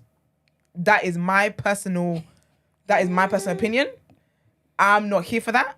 So I'm not ruling out the fact that there would have been some form of manipulation. That's the thing. When people are in marriages and relationships and whatnot, people have different sides. So yes, he will appear to me on that video because he's talking about his experiences, and it will appear like, yeah, I feel sorry for him, I'm sad for him, and but I am aware that people aren't perfect, and I'm also aware people will give you the side of the story that helps the message they're trying to put out there. Do you get what I mean? So I'm in no way saying that he's the kindest man on earth or he's the most loving. So you're saying because of the age gap, you're automatically assuming that there was some form of manipulation somewhere in the relationship? I'm not automatically assuming, but I'm not ruling it out. I'm not assuming there was manipulation, but I'm not ruling it out because that age gap to me personally does not make sense. You are at different stages of your life. So now it makes sense to me while you're saying that she's lazy, she's not ambitious, she's not this and that, because she's still young. At 25, what you've experienced education-wise and career-wise and whatever else is you're at different stage in your career to an 18-year-old who's just fresh out of school. Yeah, but is he saying that like based on when they got together? Because they've been together for how long? I don't know, but they've been together. They were together for a while. Yeah. But is he saying that she's just not ambitious? Because it's different if he's saying that, when I met her, she wasn't ambitious. Is she still unambitious to this day? To this day, they're not together anymore, so we don't know what she's been doing. She's got a new man and everything. Like, they divorced like 3 years ago, or separated 3 years ago. So till this day, I feel like Stacey's just doing whatever it is that she's doing. But from the messages that he was sending her about her working, he was saying that you're not, like, you need to get up and you need to do something. You need to look at this and do this and do that. Yeah, but being lazy and not having ambition are two different things. He described her to be lazy. That's very different. No, but he also said that she doesn't want to... He also implied that she's not ambitious because he said you can do this idea, you can do this, and you're not wanting to do anything. He's like, you just want to be at home, basically, is what he said. But I don't feel that if that's an honest criticism, I don't think there's anything wrong with that. I don't think that's an age thing, because if he's given her suggestions, and she still doesn't want to do it. Yeah, but I don't think that's an age thing. No, I definitely think it's an age thing. I don't. I think because when you're 18. What was I? Sixth form. You finish sixth form when you're 18. When you're 25, you finish uni 4 years after that? Like you're 4 years post uni. Yeah, but this is what I'm you're saying. 18, Did he straight off sixth form? like if You're in they different were places in your life. That's what I mean. You're in different spaces in your life. So of course, like he was doing photography. He was helping with his dad with like construction work and whatever it is. You figured out the things that interest you and that you want to do. She hasn't. But okay, let's just say let's say now she's 23 in the relationship. Yeah. And he's saying, okay, this is what you can do. You can do this, you can do that. Do you still think in that 5-year span that she shouldn't have? No, but she would have. Obviously the older you get, the more you discover. Yes, absolutely. I don't get the line of questioning. Because I feel like you're basing, like you saying that he said she was unambitious because of her age, but I'm saying he didn't say that. You're saying that, yeah. But I'm saying they were together for a long period of time. How long were they together for? So I don't know, if she was unambitious throughout the whole period of their relationship, that's what I'm saying. I don't think it was an age thing. If it was for the duration of their relationship, where she's getting older and she's still lacking ambition, then it couldn't be an age thing. No, but the thing is, obviously, the older she got, she started doing the whole YouTube thing. Like the YouTube thing, essentially, people came for her, essentially. And he's talking about he's working all the time. So she did the whole YouTube thing. She did the whole sponsorship, blah, blah. So it's not fixed. She wasn't ambitious. She became ambitious, if that makes sense. Like, not that she became ambitious, but she found out what she was working, essentially, if that makes sense. The messages he was showing, he was saying she wasn't working. And he was saying she wasn't putting her weight in the house. He wanted her to contribute, he wanted her to do this, blah, blah. The YouTube stuff started, from what I'm seeing, after those messages. Right. Do you get me? So obviously the older she would have gotten, that's how then people would have come to know her anyway. So she would have been working. That makes sense. Sorry, I don't know. Maybe I'm just coming from a different, because I've been working since I was 16. Yeah. But it doesn't, I wouldn't say I'm necessarily ambitious. I'm just not lazy. I hear you. So that's what I'm saying. So she was lazy. If she wasn't, she's 18 and she's not working. Why are you not working? Yeah, but people, I don't know her family circumstances, but I just feel like circumstances. But 18, who doesn't work at 18? A lot of people don't work at 18. Okay. Because people are studying. Not everyone. Today. Yeah, that's true. Yeah, because you're in full-time education. Like people are studying. So 18 is that. I wasn't working at 18. 18 for me. I'm thinking about first year of uni. Yeah, but not everyone works even throughout uni. Yeah. Again, it's different. It's different family dynamics. Not everyone works at that time. As soon as you're legal to work, not everybody starts working at that age. Sorry. Yeah, I didn't. I got a job maybe towards the last year of my uni. Really? I worked throughout uni. I lasted like 2 weeks and I left. I said, I'm about this life. And I left. Okay. Yeah, there you go. So not everyone works from when they're that. But for me anyway, I think the age gap from when they met and whatnot, that plays a fact. Whether people want to admit or not. For me, it does. Your frontal lobe and whatnot, your brain is still developing at that age, scientifically. So I don't see how we can make a decision. You can still be lazy though, regardless. No, but this is gonna. Wait. I feel we're missing all the points. My age gap argument has got nothing to do with her ambition or laziness or anything like that. Like I'm not linking those two. Do you get what I mean? I'm just saying that there was an age gap. I brought the age gap thing in there, making the point that I'm not saying he's a perfect guy.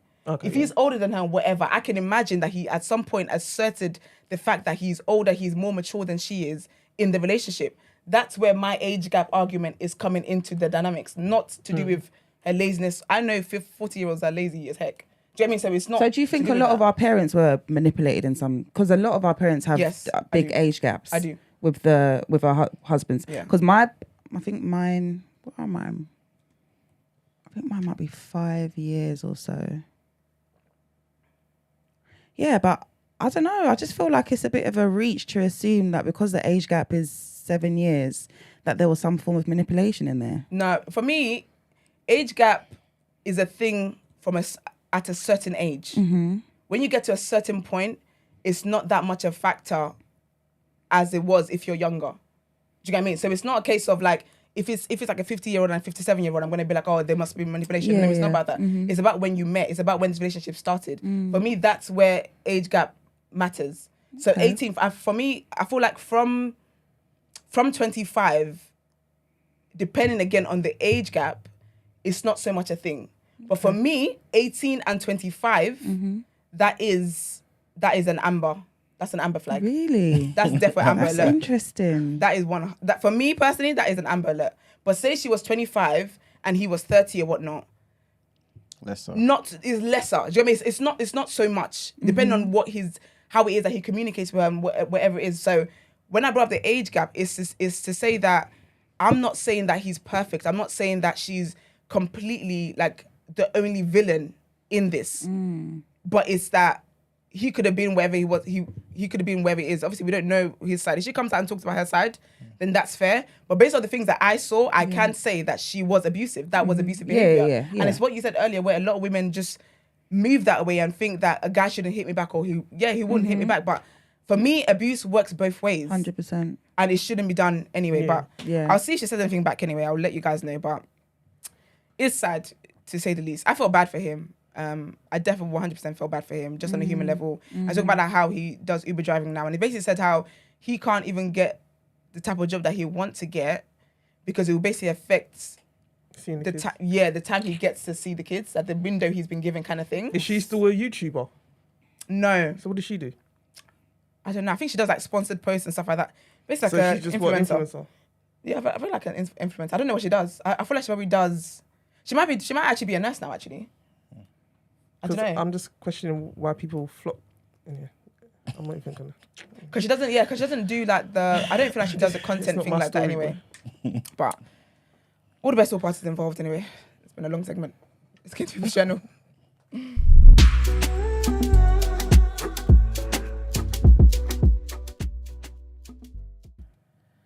All right, people, welcome to the People's Journal, where I give you the news from an economics point of view. I'm going to be quick, right? First thing I want to mention is the rate of inflation. It hasn't gone down, man, but at the same time, it hasn't gone up. So it's just stayed where it was. Yeah, so it's remained, at 6.7% according to official figures. So this is somewhat due to petrol going up, but also food prices going down. You know what I'm saying? So it's higher than expected, like I said, because of those rising fuel prices. Obviously, we spoke about this on the show, this month, innit? Diesel prices are crazy at the moment. And obviously, everyone's pretty much blaming somebody else. The cost of barrels of oil has gone up, and yeah, it's just a lot of nonsense, man. This war, I really am kind of just waiting to see how this war is going to affect us on a day-to-day. Because, you know, worst case scenario, if we do get pulled in some capacity, it's definitely going to affect the cost of living in some capacity. But we'll see what happens, innit?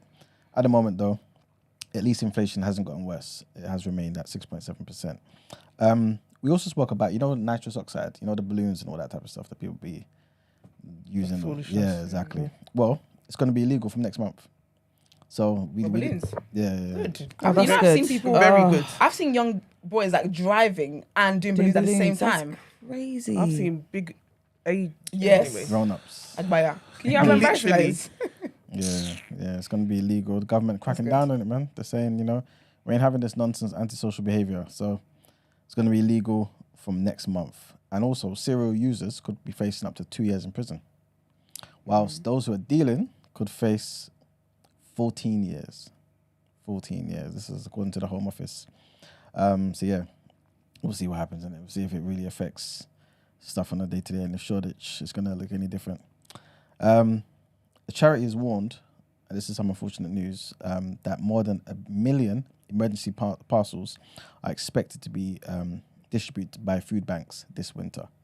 This is due to an unprecedented need for help. So they're anticipating that things will get worse this winter. This is according to the Trust Network. They support more than 1,300 food banks across the country, and they forecasted that more than 600,000 people are going to be relying on food banks from December this year until next February. 600,000 people. That will mean almost 100,000 more emergency food parcels are required compared to the same period of time last year, when just over 900,000 were handed out. Last winter saw 220,000 children supported by emergency meals from this same charity, Trust Network, and 225,000 people are using food banks for the first time. So, to be fair, the government is trying to put certain things in place, you know what I mean, helping people with certain, you know, their winter payments and things of that nature, especially if you are on benefits as well. You've got elderly people in your family. Please make sure they go to DWP, call them up, and make sure they get what they're entitled to. But yeah, it just seems that things will get worse, unfortunately. Hopefully these projections are wrong, but we'll see what happens, and I'll keep you guys apprised. The last thing I wanted to mention is Kurt Geiger. Oh yeah, I remember Kurt Geiger. Yeah, man. Basically, it's looking like they might get sold. Oh, Yeah, they're being prepared for a £400 million sale by its private equity backers. Yeah, there's not much information about it at the moment, but just to say that it looks like they might get sold.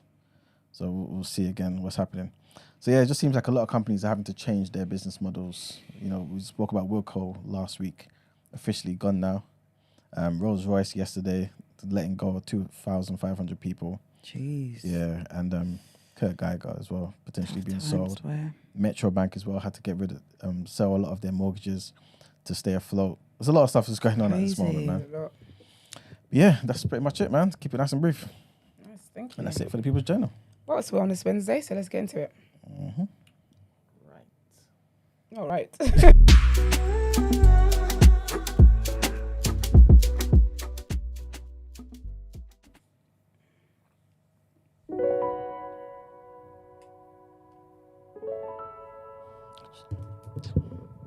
If you want to feel good, you have to go out and do some good.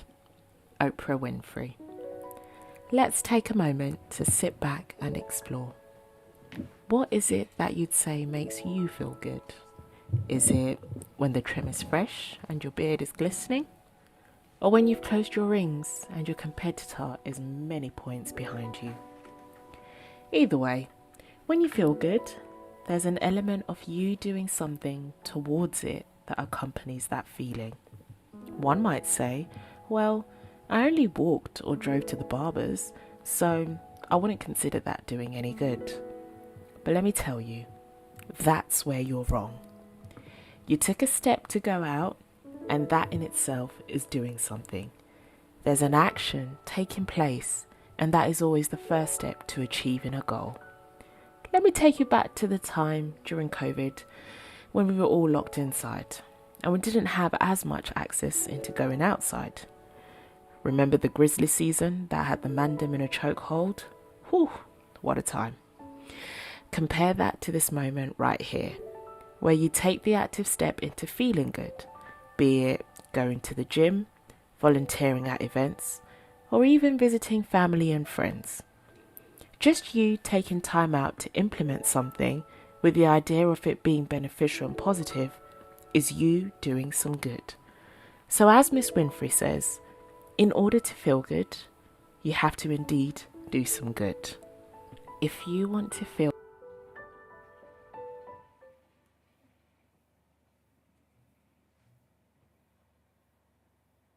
Is that it? Mm-hmm. Oh, it ended a bit abruptly. Yeah. I thought she was mid-sentence. Okay. Well, let's get into our interview then.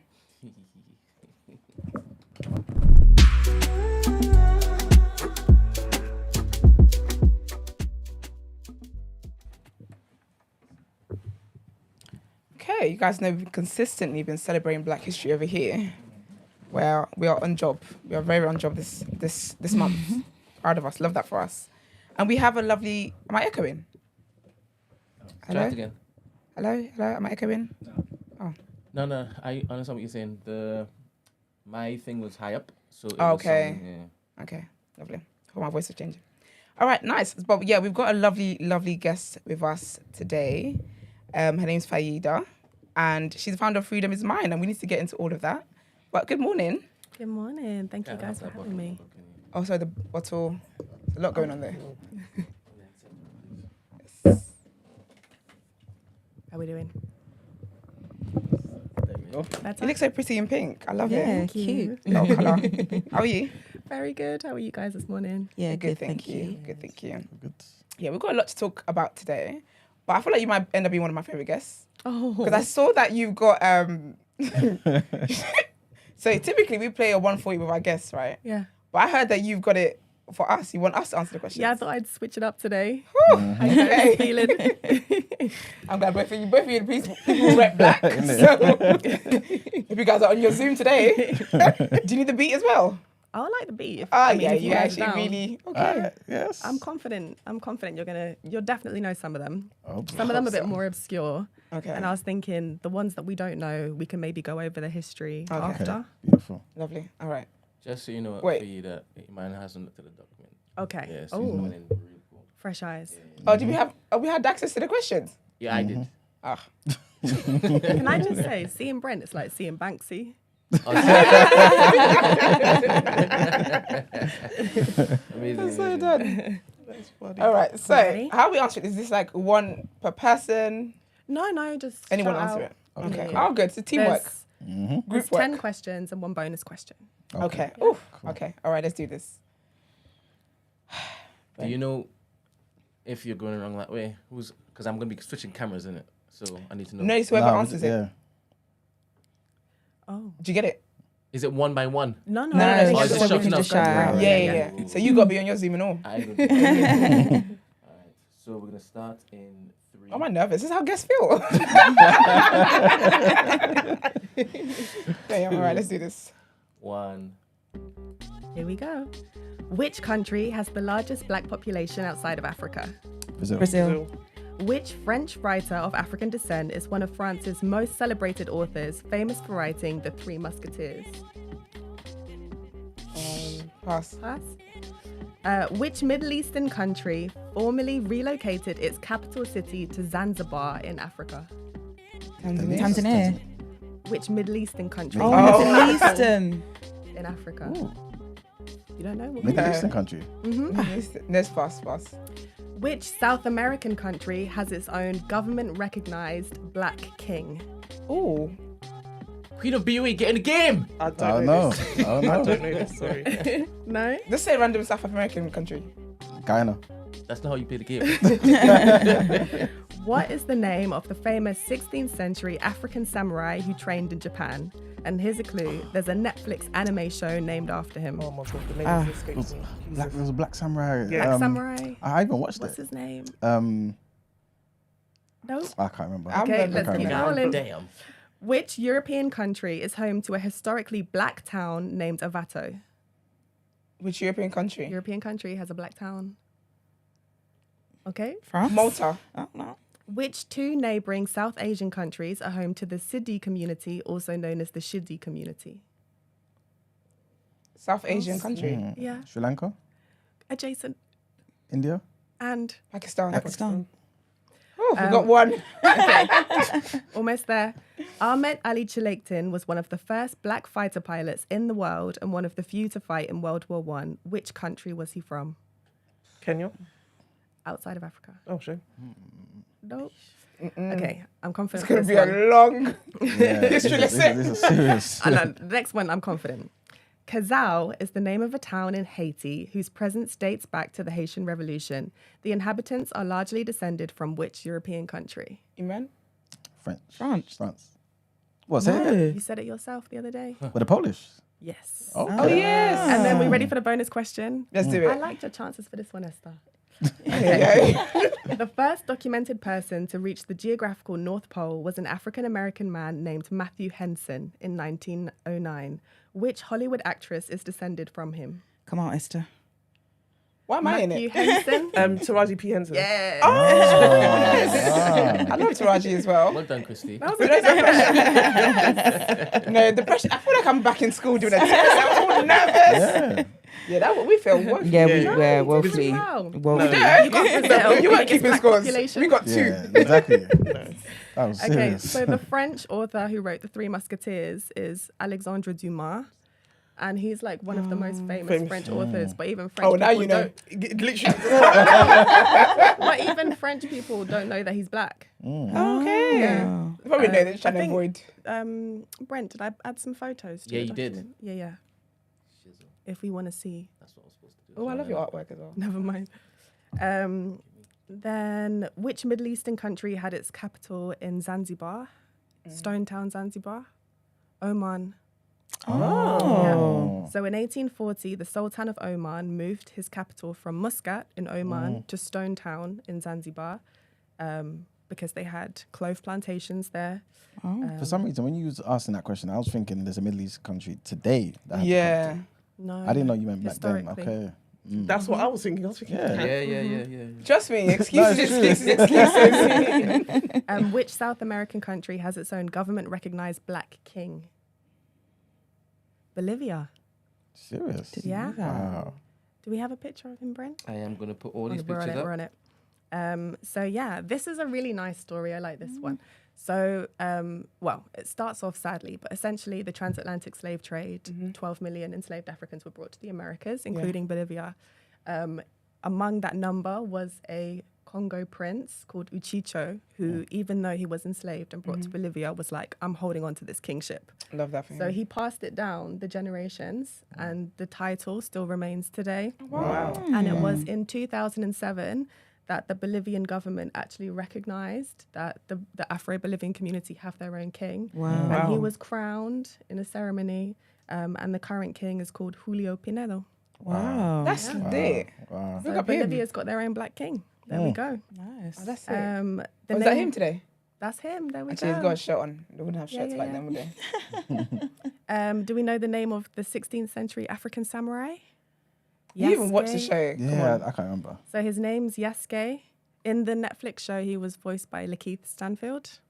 Yes. And Yeah. he arrived in Japan in 1579 and is the first African to appear in Japanese historical records. Wow. Okay. The Middle Eastern country with the largest Afro-Arab population in the world. Middle East. Say that again. Middle Eastern country. With the largest Afro-Arab population in the world. Is Dubai in the Middle East? It's not, is it? Dubai. No, it's not. Yeah, that's still Middle Yeah. East. Yeah. Is it UAE. Dubai? Saudi Arabia, Oh. What black people do That's over the there? biggest- That makes sense though. biggest Saudi black Arabia, yeah. population. And I then don't the know why I don't think historically that. black town in Europe is in Greece. Mm. It's called Oh, Amato, really? and you can go there today, and it's black folk doing their thing. Really? Wow. Yeah. Where and Greek where? even like. In Greece, What? near Xanthi. the city of Okay. Xanthi. Oh. Some Yeah. of these are here. Oh yeah, here we go. Wow. Yeah. Who are they? They're residents of the Greek- town. Oh, really? Yeah. So they've been there for like, decades and decades and decades, generations. Wow. The two neighboring South Asian countries, home to the Siddi community and the Shidi community, are India and Pakistan. So I don't know if you've ever met black Indians or Pakistanis, but there we go. Okay. There's And they're about outcasted. 300,000 of them collectively. The first black fighter pilot in the world and one of the few to fight in World War I, Ahmed Ali Tulayktin, he's Turkish. I didn't even know. This is so interesting. Until I Yeah, started for this real. research, I had never even seen like a black Turkish person. There we go. Wow. The first one in the world. He looks like Mandem as well. He brought the fashion. But how that is for how him. is he Turkish though? Is he Turkish in the sense that like I'm British, or is he? Good question. So a lot of people, when we think of the slave trade, we tend to think of the transatlantic slave trade, but there were actually others that were older, and that includes the Arab slave trade and the Ottoman Empire slave trade.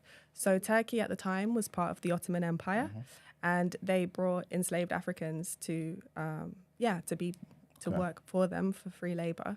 So his grandmother, she was from Bornu in Nigeria, and she was brought to Turkey as part of the Okay. Ottoman Empire slave trade. Obviously, they were eventually emancipated, but their descendants still live there today. Wow. So if you go to certain regions in Turkey, like Izmir, for example, on the Aegean coast, where they used to have cotton plantations, all black everything. Wow. Wow. And It's so funny. We never talk about that. I feel like we never it's always a transatlantic slave Yes. trade, but Yeah. we never really talk about the Arabic yeah, or like that. Yeah, I feel like yeah. that always gets you know. don't They get get a mentioned. blind, innit? I've mentioned on the It's show a true. couple of times, but people get offended.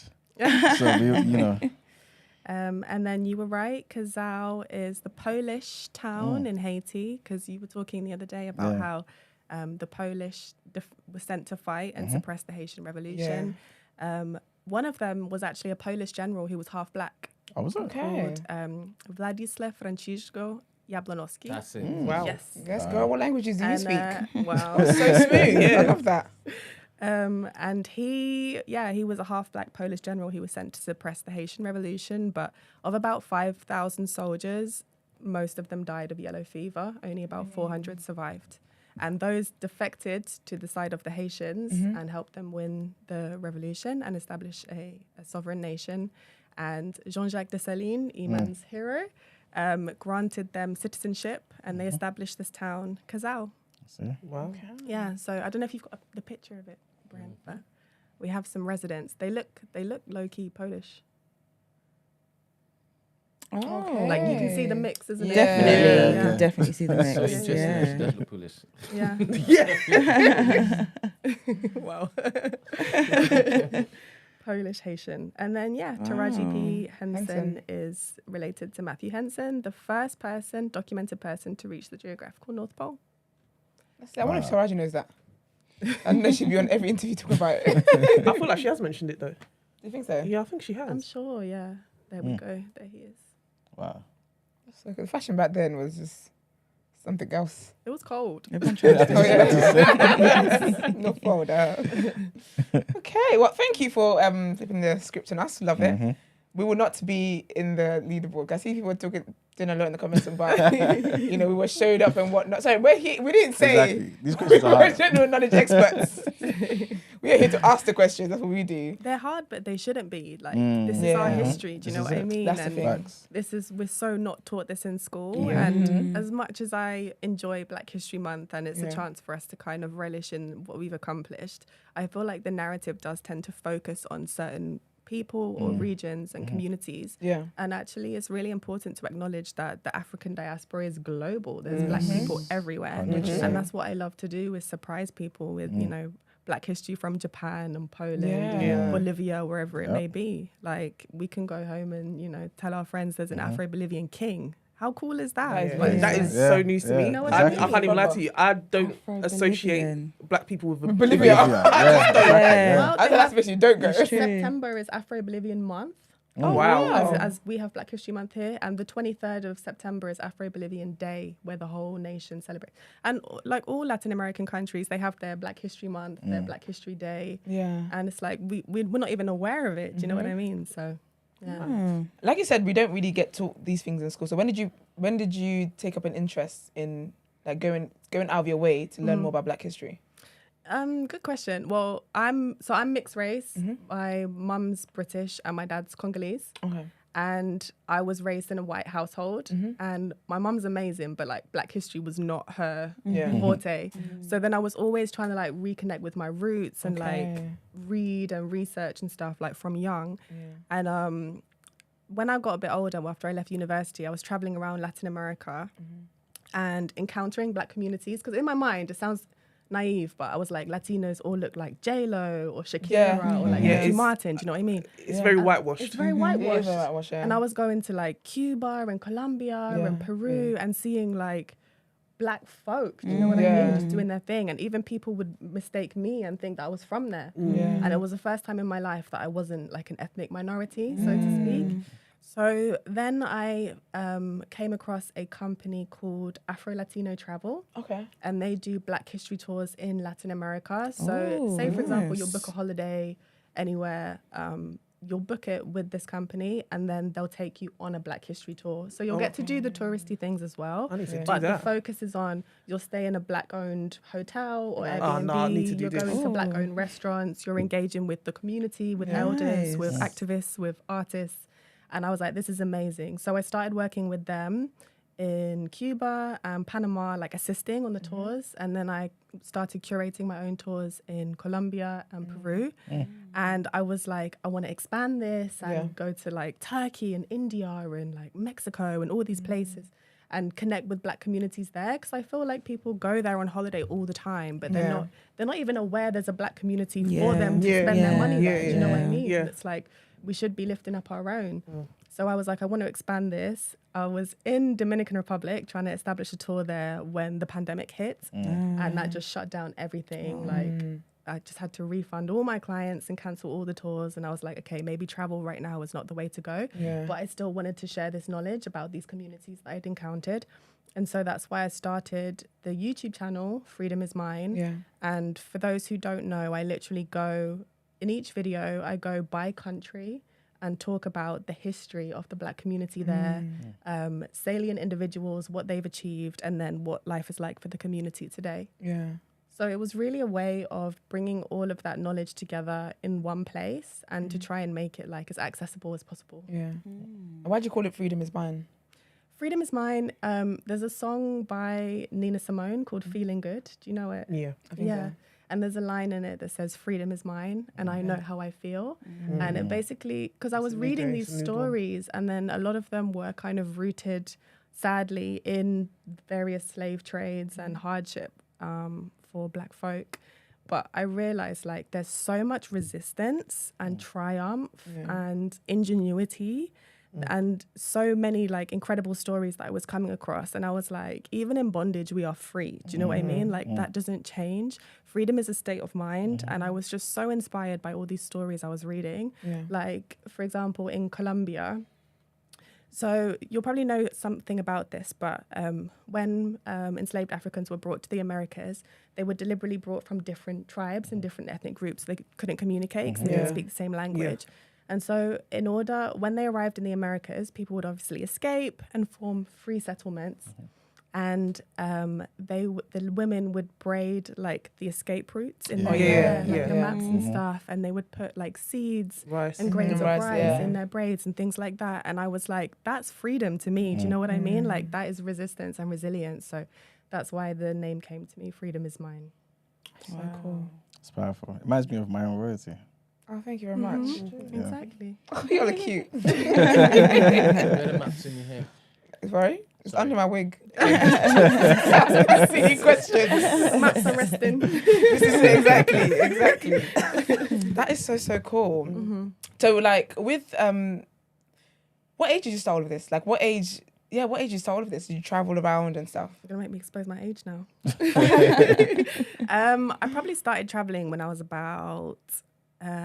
I first started volunteering with Black History tours when I was about 19. Oh, wow, okay. And then really... And was that in Cuba, you said? That was in Paris I first did it. Okay. Where did you grow up? Here? In London. Okay. Yeah, but I just one summer just like, I'm gonna get on a Eurostar and go do some Black History tours. Yeah.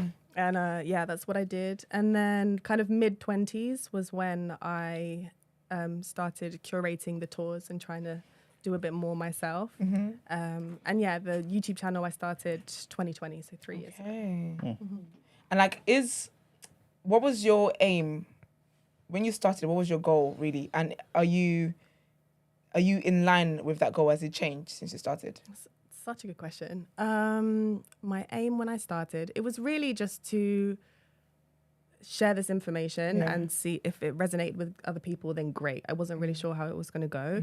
I think it was also to challenge our idea of what Blackness is and where Blackness comes from in a way, and to say, yes, you can be Pakistani and Black, or you can be Vietnamese and Black. There are Black Vietnamese people. Do you know what I mean? So it was really to expand our understanding of what Blackness is. And it sounds kind of cliched, but I feel like in some ways we've been fragmented as a people and kind of taken to different places. And this was kind of in some ways like a academic unification. Does that make any sense? Yeah. Or like bringing all these stories together. What's the most interesting place that you found that there's Black history in? I'm like a bit obsessed with Black history in Poland. Because that's a bit, that's shocking to hear, you know. Even when you said about the Haiti the other day, I was like, that was shocking. Yeah. Who would have thought? Have you heard of August Brown, for example? He was a Nigerian soldier and jazz musician, and he was the only Black soldier to fight with the Polish in the Warsaw Uprising. Wow. How did See, we just love going anyway. Yeah, he relocated to London. Everywhere. How did he end up there? That's what I mean. Like, people everywhere. And it's just like, Nigerians be everywhere. Yeah, exactly. Yeah. Because I'm like, sometimes I hear about Nigerians in Japan, I'm like, I know you don't speak Japanese. How are you getting by on a day? But then watch them get the Japanese guy speaking pidgin. My auntie lives in Japan. They speak Japanese there, man. Yeah. No, but it's gone from strength to strength. Is that him? Yeah, that's him. Okay. Wow. Yeah. Blaney looks Nigerian. Handsome man. Yeah. He And does. it's just kind of... gives me Femi vibes. Definitely. Definitely does. So that's the most interesting place you found, like that's the most interesting Black history at the moment for you? I don't know, it changes. Like I'm always discovering new things. I feel like I'm almost learning in real time, like with the audience on my channel, because I'm always looking for new stories and finding them and then sharing them with people. And what's the process of research for you for the videos? The process of research, social media has been amazing. So I will usually reach out to like academics and grassroots organizations in the countries. Palestine's actually a really good example. So for example, when I was sitting down to make the video on Black history in Palestine, there's an Afro-Palestinian kind of like grassroots organization called the African Community Society. And I just got in touch with them. And then there's an elder in the community called Musa Kus, and he literally responded to me and sent me so much information. People be sending me pictures of their grandparents. Like they really want to tell their stories. They're like, we're here and we've been here for a long time, but no one even recognizes us in that way. So people send me so many family photos. On social media, I'll follow hashtags. So for example, like Afro-Palestine or Afro-Ecuador or whatever it is, Afro-Cyprus, people will send me. And usually if people have used those hashtags, they're very proud of their blackness. And so when I contact them and say, can I speak to you? Can I use your image in my video? They want to share. And Google Translate's been my best friend. I was going to ask how many languages do you speak? So I did modern languages at uni. I did French and Spanish, but like I'm having to send emails in like Russian, Urdu, whatever it is. But yeah, people are really generous in what they share with me because they like kind of entrust their stories to me to tell them. And I think that's really beautiful. That is really, really cool. So I really good. like that. What, like, when you find people, like, for example, Black people in Poland, right? What's the experience like over there? In Poland specifically? What would you imagine it would be like? So this is what I'm saying. So it's like... My auntie lived there, you know. Huh? In My Poland? auntie lived there. The one who did my contract. Oh, is it? Yeah, she lived there for a while. I just know I know of international students there because they go to study there to be doctors. I know I've known of a couple. I mean, I've heard the experience ain't been that great. Especially like in the, I guess, the big main cities. Yeah. That's the impression I get. But when you like talk of Africans who've been there for generations, in particular villages or smaller cities or towns or whatever, I suspect that they're very to themselves. And they may not necessarily have a bad experience because people are used to them there. I mean, it's not always like, so for example, taking Poland as the example, I mentioned the Polish general, Jablonowski. I mean, he fought alongside Napoleon Bonaparte. Like, he came from Polish nobility. There's an acrobat called Miss Lala. She was an incredible acrobat. She used to hang by her teeth from the ceiling. And we know her story because, do you know the Impressionist painter Edgar Degas? No. He's a French Impressionist painter, and she's the only person of color that appears in any of his paintings. So she was like famous worldwide at that time. Do you know what I mean? So not all of the stories are negative or rooted in kind of oppression or racism, but I think more recently in Poland, Black Lives Matter was quite explosive there. Oh, really? Yeah, and there's an organization called Black is Polish. Specifically Black Polish women. And they had a campaign called Don't Call Me Morzin. And Morzin is, I mean, if I can say it, there's Miss Lala on screen. That's her. Wow. If I can say it, then Morzin kind of translates to the word Negro.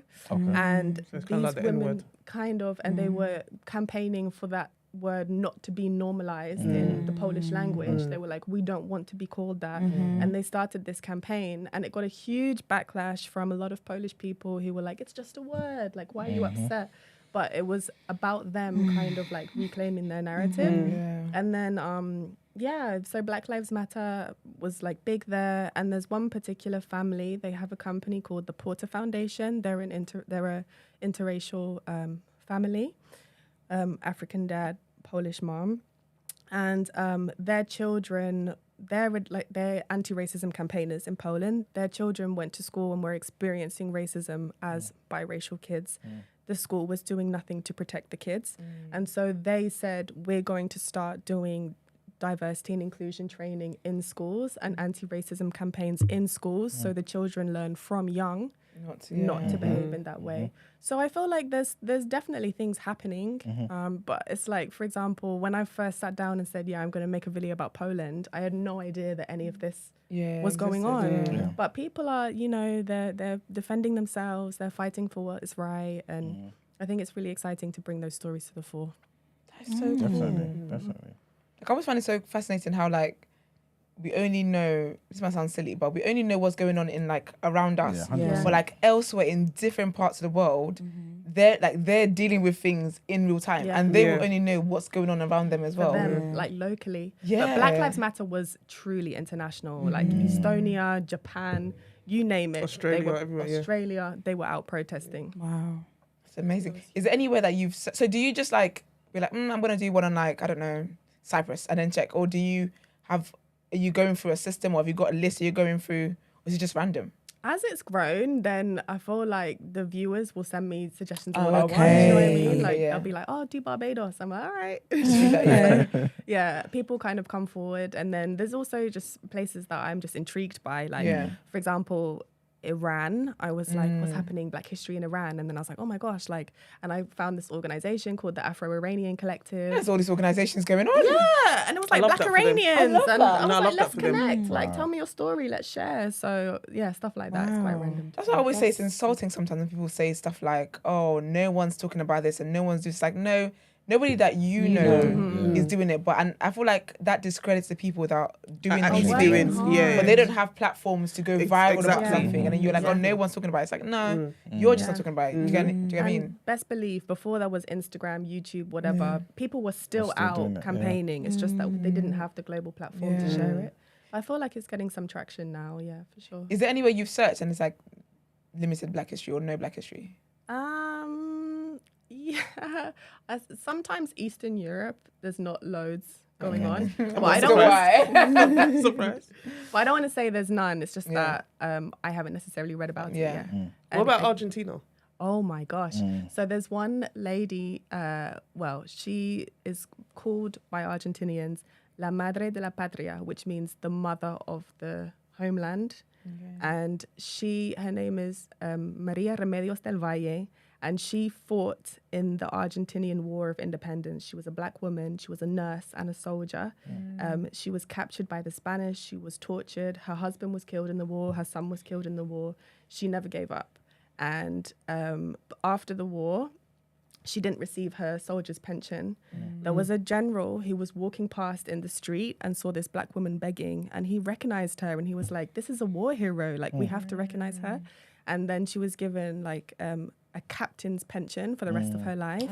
And I love her story because when you actually deep it, like that was the 1800s, and this Black woman, Argentinians are calling her the mother of the homeland. But then when I talk to a lot of Argentinians today, they don't know nothing about her. Nothing about her. And I'm like, because they're not taught it. But then I've had conversations with people that they get emotional when they read her story. So yeah, there's a lot of Black history in Argentina. Because I asked you that for specifically Argentina, because obviously because of their historic. What is that code word I'm picking up on? I'm like, they're whitewashing. Well, get rid of all of them. Sometimes call themselves the Europeans of Latin America. And historically, there was a system where European migrants were encouraged to migrate to Argentina. It's called blancamiento, which is like a whitewashing, literally to make whiter the Argentinian race. Wow. Yeah. That's why I asked you. Yeah. so crazy. Yeah, but there's a lot of Black history going on in Argentina, and there's a Black I feel like that community gets there today. suppressed a lot. Yeah, it does get suppressed. But there was another video where, again, like when I connected with the community, that's her. Yeah. That's another community where when I connected with them, they were really like eager to share their stories, share their photos, etc.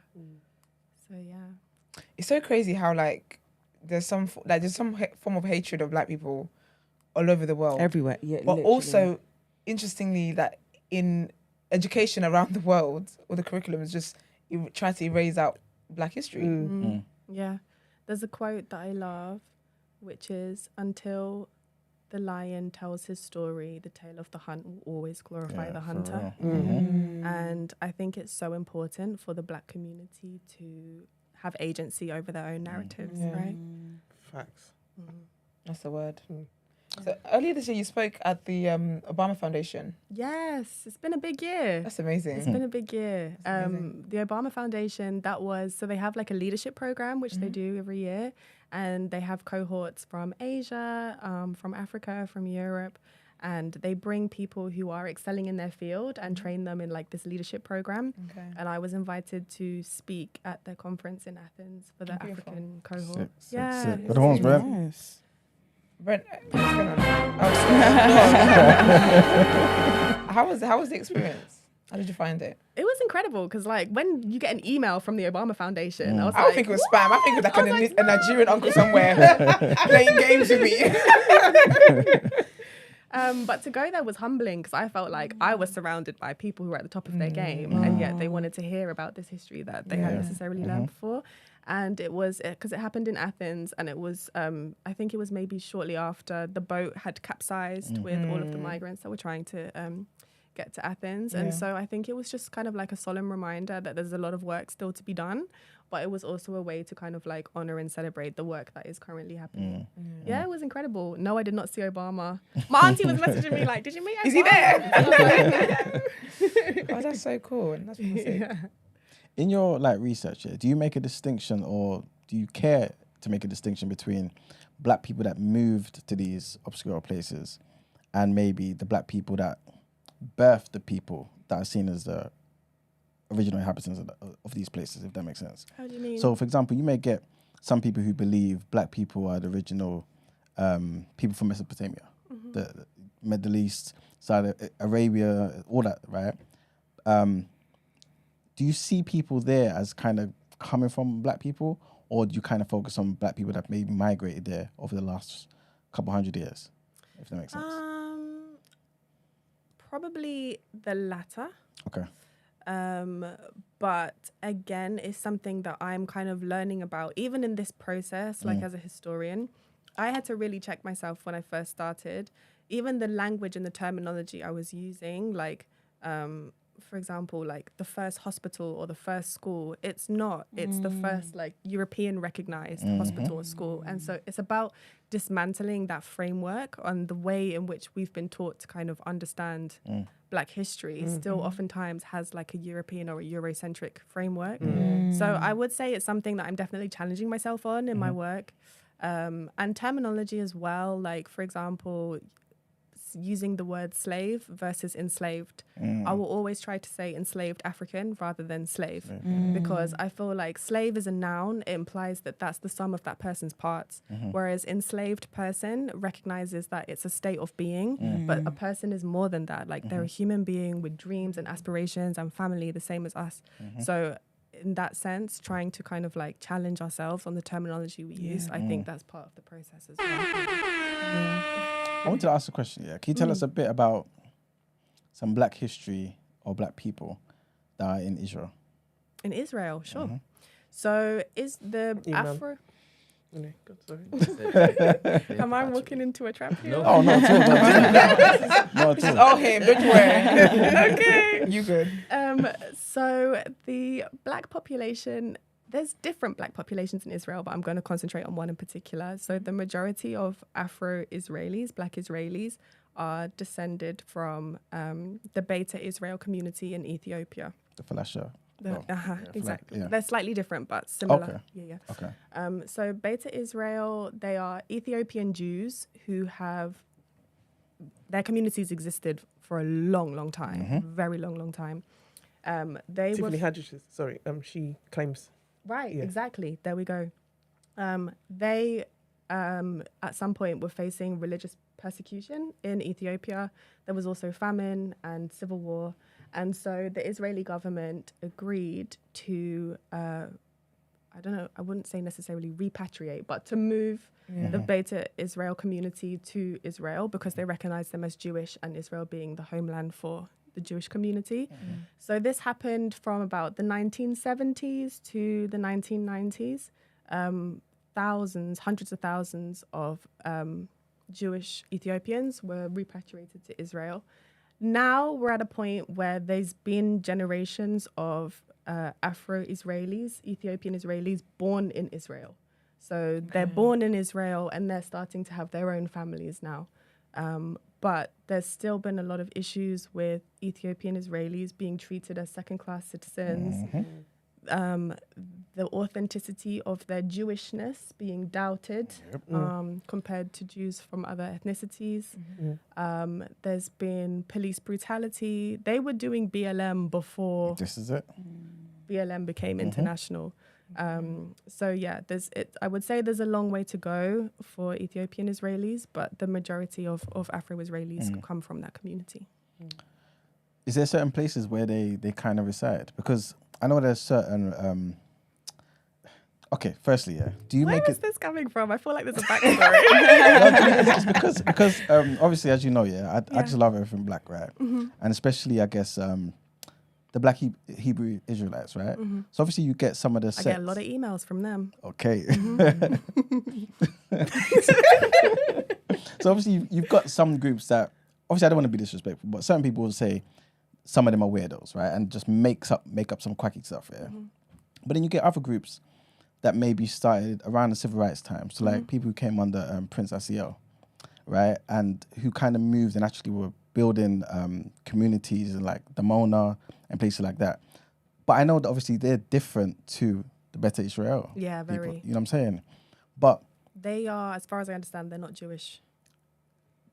Exactly. So they're not Jewish. I guess they would just say they're Hebrew. Yeah, they believe that that is the promised land for black people. Yes. But they also believe that they're linked genetically and that to actual original Hebrews. Yeah, like the lost tribe of This Judah. Is exactly. So yeah, I guess I'm just seeing about where your research has taken you concerning those two different groups. You know what I'm saying? Yeah. So is there any truth to that, Fayida? I mean, doctors. It's difficult for me to say. I do get contacted a lot by them because they disagree with maybe the version of events that I've portrayed in my videos. I'm always open to a dialogue, but at the same time, I don't know, it's difficult without proof. Do you see what I mean? And it's like, what do we regard as proof? And maybe that's a flaw in my own thinking in terms of like, I'm like, how academic is this argument? But at the same time, it's not necessarily a community that I've like engaged with that much. Well, what specifically have they said like you're talking rubbish about? I mean, I guess that Israel is like the promised land for black people. Okay. I mean, I don't want to misrepresent their ethos. Yeah. But go on. Brent's just stirred the pot. And that the idea is that black people relocate there and establish their own nation. Okay. So in your videos, you basically not touched on that, or you basically... No, I haven't. Okay, cool. Okay. To be honest, she did say if it is that there's no empirical evidence, she can't really substantiate it. Right? Yeah, of course. And why should that's you? not wild for you, though. Not at all. Yeah, it's limited. It's not limited. But he doesn't mind, to be honest. He just runs with it. Who, me? Sorry? He said sorry. No, but obviously some people just don't believe that the European Jews who are there today are the original inhabitants of the land. Besides the whole Palestine thingy, these people from Europe, they've been there for like generations, hundreds of years. So this is not something to even debate. You know what I'm saying? They're just over there. Anyway, that's just another situation. What's it like though? The experience of people, I guess, in that same region, but like the black Palestinians now. Do they relate to the Arab Palestinians? Are they persecuted in a similar way to the black Israelis? Yeah. Yes. So Afro-Palestinians on the whole have quite an interesting history. There's been waves of migration, but there is, in Jerusalem is the Al-Aqsa Mosque, which is considered the third holiest site in Islam. And historically, African pilgrims that came to pray there were invited to be guards and to guard the mosque. And in return, they were allowed to stay and given lodgings. And it was seen as like a position of pride, right? So they, these African Muslim pilgrims that were coming to Jerusalem, to this mosque, they created families there and established their own community. And so today in Jerusalem, there is an African quarter, which is an Afro-Palestinian kind of enclave. I think there's maybe about 50 families there now. Okay. The population isn't huge, but they've been there again for like several generations, and they do face persecution. And from Palestinians? From the Israel? From Israel. Okay. Yeah. And that mosque in particular, I mean, even this year has been the site of conflict and violence. And unfortunately, because they live around the mosque, they're kind of disproportionately affected by that. Yeah. Yeah. It's crazy, man. But yeah. Okay. You got your system. Something else will come to me. I was going to ask, like, what are some of the challenges you face in terms of they're just your research process, or even just in the knowledge and finding out stuff? If I'm being super honest and transparent, one of the biggest challenges that I faced kind of internally when I first started this project was, is this, as a mixed race person, is this my story to tell? Okay. And I definitely had white folk and black folk tell me that it wasn't my place. And I am very, very aware, I know this is polemical, but I'm very, very aware of like the fact that a lot of black history in the UK, in the mainstream media, is kind of told by mixed race people. So Afua Hirsch's and David Olusoga, and do you know what I mean? Yeah. And that's kind of become the commercially like accepted face of teaching black history to the British public. And I was like, am I part of that problem? Okay. If that makes sense. And I kind of had to sit with it for a long time, because I was like, I love this history and I'm very proud of my African heritage, but I don't want to be seen to be speaking over people that maybe have more of a right to tell it than me. But then at the end of the day, I was like, I'm going to tell this history as faithfully as I know how to, and within sincerity and integrity, and then people can make of it what they will. So interesting. That's weird for me to hear. Yeah, same. Because it's part of you, know? That's what I'm thinking. Yeah. So it's weird. I mean, you're just like researching just like anybody else could research. Yeah, and someone's got to do it. But people have strong feelings, and I understand that. Explain, but you can explain the arguments on either side. What were the whites saying? What were the blacks saying? Explain it to me. I mean, obviously I did get racist comments as well, but I don't know, things like I was trying to be black or trying to be something that I'm not, or, you know, I don't have a seat at the table, basically. This is not my story to tell. And Is this from blacks or from white? From both. Okay. Yeah, from both. I feel like it's a bit similar to that Rochelle and Michaela, black women in Labour type of thing. When that kicked off. When that kicked off, because people were saying that she's mixed race. You're talking about a black issue. So. And I do hear that. Do you know what I mean? So I think I had to really sit with myself and be like, is this my vocation? Is this right for me to do? But I felt strongly enough about it that I was like, I'm going to go forward with this and just see where it takes me, essentially. Do you know what's interesting? When white people in white circles, how do you think mixed race people are seen? Because in my mind, they're seen as black. Yeah, like. Do you get me? The white community is not claiming. You know what I'm saying? This is what I'm saying.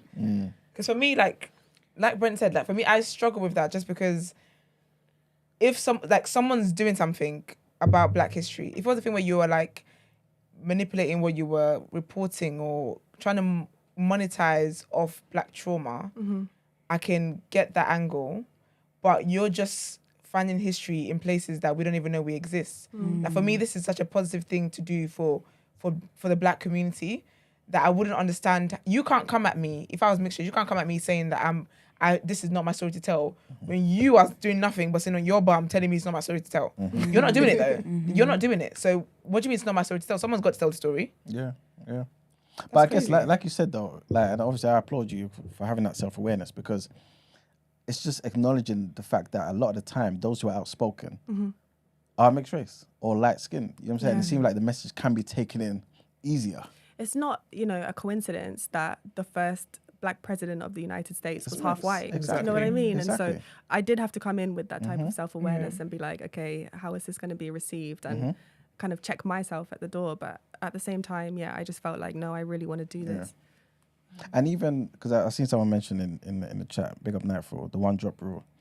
Because the one drop rule, I think I put it aside anyway. I don't care about that stuff. But besides that, mixed people have been seen as black from day dot. Bro. You know what I'm saying? Bob Marley, Frederick Douglass, the great Frederick Douglass. All of these people. I didn't even know he was mixed up. White Dad. Yeah. There you go. You know what I'm saying? So, and I don't think people made the distinction. I don't see Frederick Douglass any less. I don't see Booker T. Washington any less. You know what I'm saying? So we definitely pick and choose. 100%. We do. Yeah, we 100%. definitely do. In what sense? In the sense where we choose to decide who's mixed Yeah. today and who's Obama was black today. Obama was black. I never heard anyone say he's mixed until I'll be honest. I didn't know Obama was mixed until recently. And on this show, TJ just be teaching me. things. Do you get me? I didn't know that because it was like, oh, we're gonna claim the first black president. It's like we pick and choose what we want to claim. Yeah. And then where we want to make a distinction.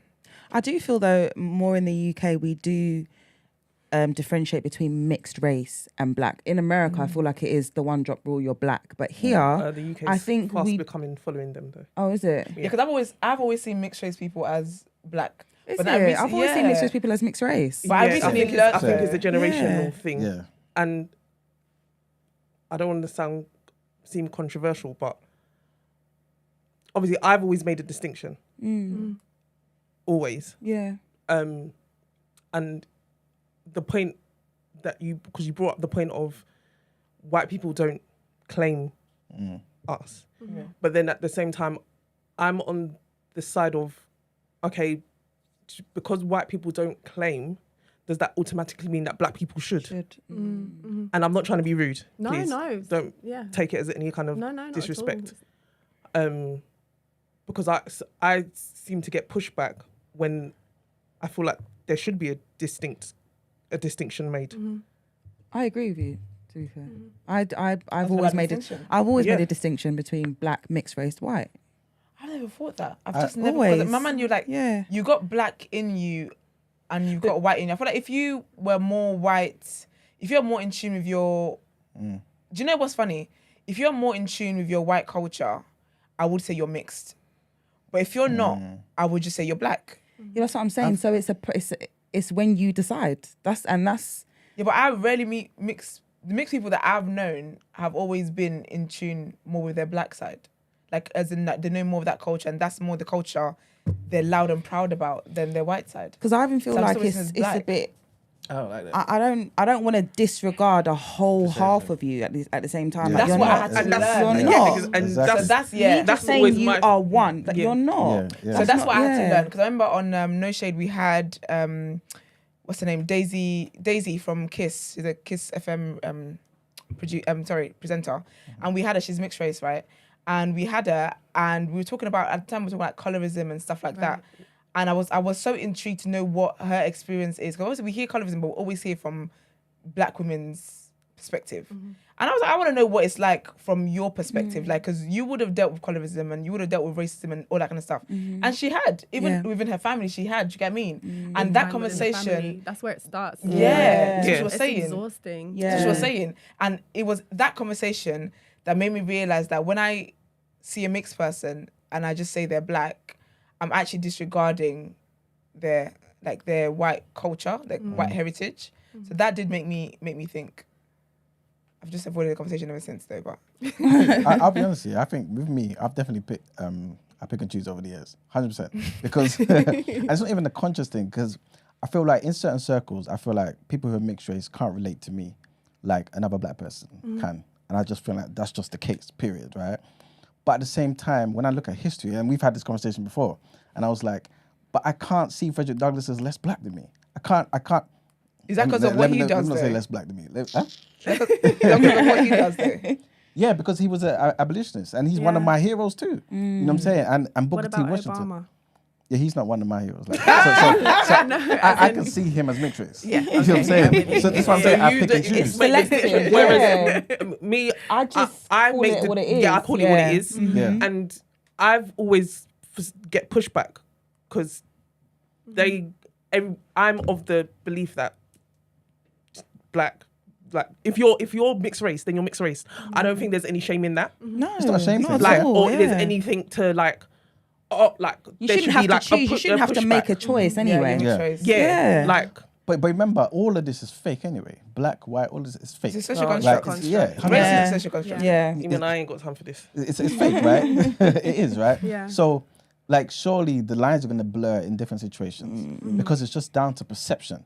How many people do you see across the world and say, "Oh yeah, that person's black," and they ain't black? Like they tell you afterwards, "Yeah, I'm mixed," or "I'm this," or "I'm even from Sri Lanka." Our very own Marx was mixed race. You know what I'm saying? Love you, Marx. You know what I'm saying? My concern, to bring it back to the original question, was that I do feel. I mean, I know we're getting polemical here, but I feel like there's a certain amount of like maybe I don't want to say gatekeeping, but I feel like in the British mainstream, the majority of Black history content that we see on TV is put forward by people of mixed heritage. And I do think that should change. But then also, am I kind of a cog in that instrument? Do you know what I mean? Like being a biracial person. So do you see what the kind of Do you dilemma? think that's deliberately pushed? How do you mean? Do you think that's a deliberate thing? That pushing, Yeah, of course. making mixture people. Yeah. 100%. I think it'll be more digestible for white people to. It doesn't. They don't get a jump scare. Yeah. It's like, Because it's like, oh, that could be my son or my daughter. this is it. Yeah. Polemical, expressing or constituting a strongly critical attack on or controversial opinion about someone or something. You used it twice and I didn't know what you were talking about, so I had to. Sorry. Yeah, controversial opinion, divisive opinion. Yeah, I'm not trying to kind of like stir stuff up, but I mean, that was just generally one of the things that I had to have a conversation with myself about in the beginning. And definitely people, you know how people are in the comments. Sorry, Colin Kaepernick faced that though. Jesse Williams faced that. You know, because he was Them man are mixed. fighting the good fight. Them man are mixed. Those guys are mixed. So it's what goes on. Oh, so you're choosing there. Wait. What's Kyrie? Kyrie's a black man. Kyrie's black. First, we need to calm down. That's what you need to do. Kyrie's black. Is he black or is he? No, he's fully black. He's black. As in like He's okay, he's fully like black. us. Oh, okay. I thought you meant. I thought he's mixed, but in this, He's in black this like time, you're saying he's black. He's Hebrew black. That's right. The original. Enough. We're gonna flag the video. No, but like 100%, I get it. And again, I applaud you being aware of that. You know what I'm saying? And not obviously wanting to just add to it. But at the same time, like Esther said, you're the person who's doing the work. And in certain settings, you are seen as black and no difference to any of us in the room. So you should have a voice like all of us in the room. You know what I'm saying? Especially if that voice has come to us. We should receive it. You know what I'm saying? And again, I feel like everyone's learned something here today. You know what I'm saying? And 100%. yeah. I think what I like sometimes is when the individuals who believe that they have privilege, like yourself, are aware that there are other voices that may know more about you on a subject. And then when it is that you're invited onto that particular platform, you kind of, celebrate them or highlight them and then tell the people, hey, next time get this person on. And they might be black. Yes, Understand? I'm with you. So that I like. I like when it is people like yourself does that. Yeah. Yeah, I hear what you're saying. And that was very important for me when I was doing the Black History tours. Yeah. I was only there really as a facilitator. Yeah. I was like, people that are coming from the UK, from the States to engage with Black communities in Latin America, they're going to meet the community elders, they're going to meet the activists, the artists, whoever, and I will just be there to facilitate and to translate. My voice doesn't need to be heard other than that. Do you see what I mean? So yeah, it's definitely about kind of knowing your place. Yeah. Have a seat at the table, but know your place within the that. room. Yeah. That's really good. That's really sick. Yeah. What do you do obviously I know I've got the notes here, but what do you do your day job? Like your day job, so I'm assistant producer. Nice. I specialize in documentaries and actually for the past year, factual podcasts. Sick. Nice. Okay. Is there any you can tell us about? So earlier this year, I worked on quite a divisive series called African Queens. Okay. Yeah. Executive produced by the one and only Jada Pinkett Smith. Love that. Where's the horns for Jada? Is that why you said divisive? No, it was divisive for different reasons. You're right. Turn that shit off. What the hell are we doing here? I'm only going to watch it because you're involved. On Netflix. Yes. It's not, First of all, he's watching it because it's women black women. Yeah, Jada. What black woman? I have heard about it, Black Yeah. woman. but I didn't know it was really divisive. Well, up there was Jada. 2 seasons. I worked on the first season, which was about Queen Jinga of Angola. That's the so that best was season. incredible, yeah. The second season was about Cleopatra. which in transparency I didn't work on, but it was divisive because the actress that they got to play Cleopatra was half black. Let's talk about this, Yeah. You know, we took a lot on here. A lot of people, a lot of people that weren't happy with that portrayal of her being portrayed as a half black woman. I'm so glad you brought that up, yeah. Go on. What would you say about that? Why are you going to do this to me? No, do you know why? Do you know why, yeah? But just for like historical context, yeah. Cleopatra, was Cleopatra black? Because she certainly wasn't full black like us. She 100% wasn't, right? So, yeah. But the concern that was expressed was to even suggest that she was half black. Exactly, that's true. So I just feel as though when, who was she played? She's been played historically by so many whites. Elizabeth Taylor. That was the main one, yeah. Exactly, actresses, and there wasn't as much white the people. same, condemnation. Of course, there wasn't condemnation. Exactly. So then for this, I don't know. It was Is she quite white? shocking. See, that's the debate. That's the debate, isn't it? Mesopotamian, isn't she? Yeah, but then there was she's from a Greek family. She's from the Ptolemaic dynasty. Oh, it's just okay. There was, but obviously the Mesopotamia had trade links with Africa at that time, and there was potentially some evidence to suggest that she did have sub-Saharan African heritage, which was why they made the editorial decision to have her portrayed by a mixed race, half black. So who was angry? The white people or black people? Egyptian. But them people there, yeah.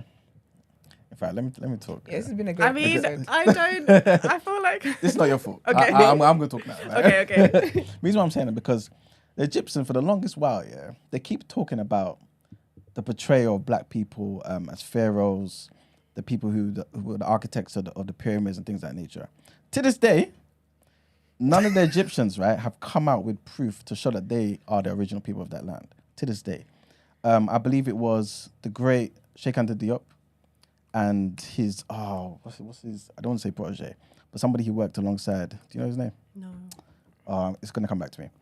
They were challenged. So this was under the whole UNESCO project that they were doing about the black history around the world, right? But mainly in Africa. And there was this ongoing debate because everyone had the fact that this man, Sheikh Anta Diop, was speaking and providing proof, scientific proof, anthropological proof that the people who built the pyramids, the pharaohs, especially when you're talking about the Old Kingdom, Middle Kingdom, were black people, black African people, right? And they were obviously upset like they are today. And they were given an opportunity to have a debate. Last minute, they've all cancelled, except for Sheikh Anta Diop, who came with his evidence. Basically, what was at stake was that this particular narrative would be in the books, in the UNESCO book, right? Which you can get, by the way. And which will be like the official history of the land, pretty much, right? And yeah, all of them flopped. Sheikh Anta Diop presented the evidence, and everyone agreed that what he's saying is the authority on what it is. They had the opportunity to talk and represent themselves, but they're just not the original people. They're Arab people who came long after.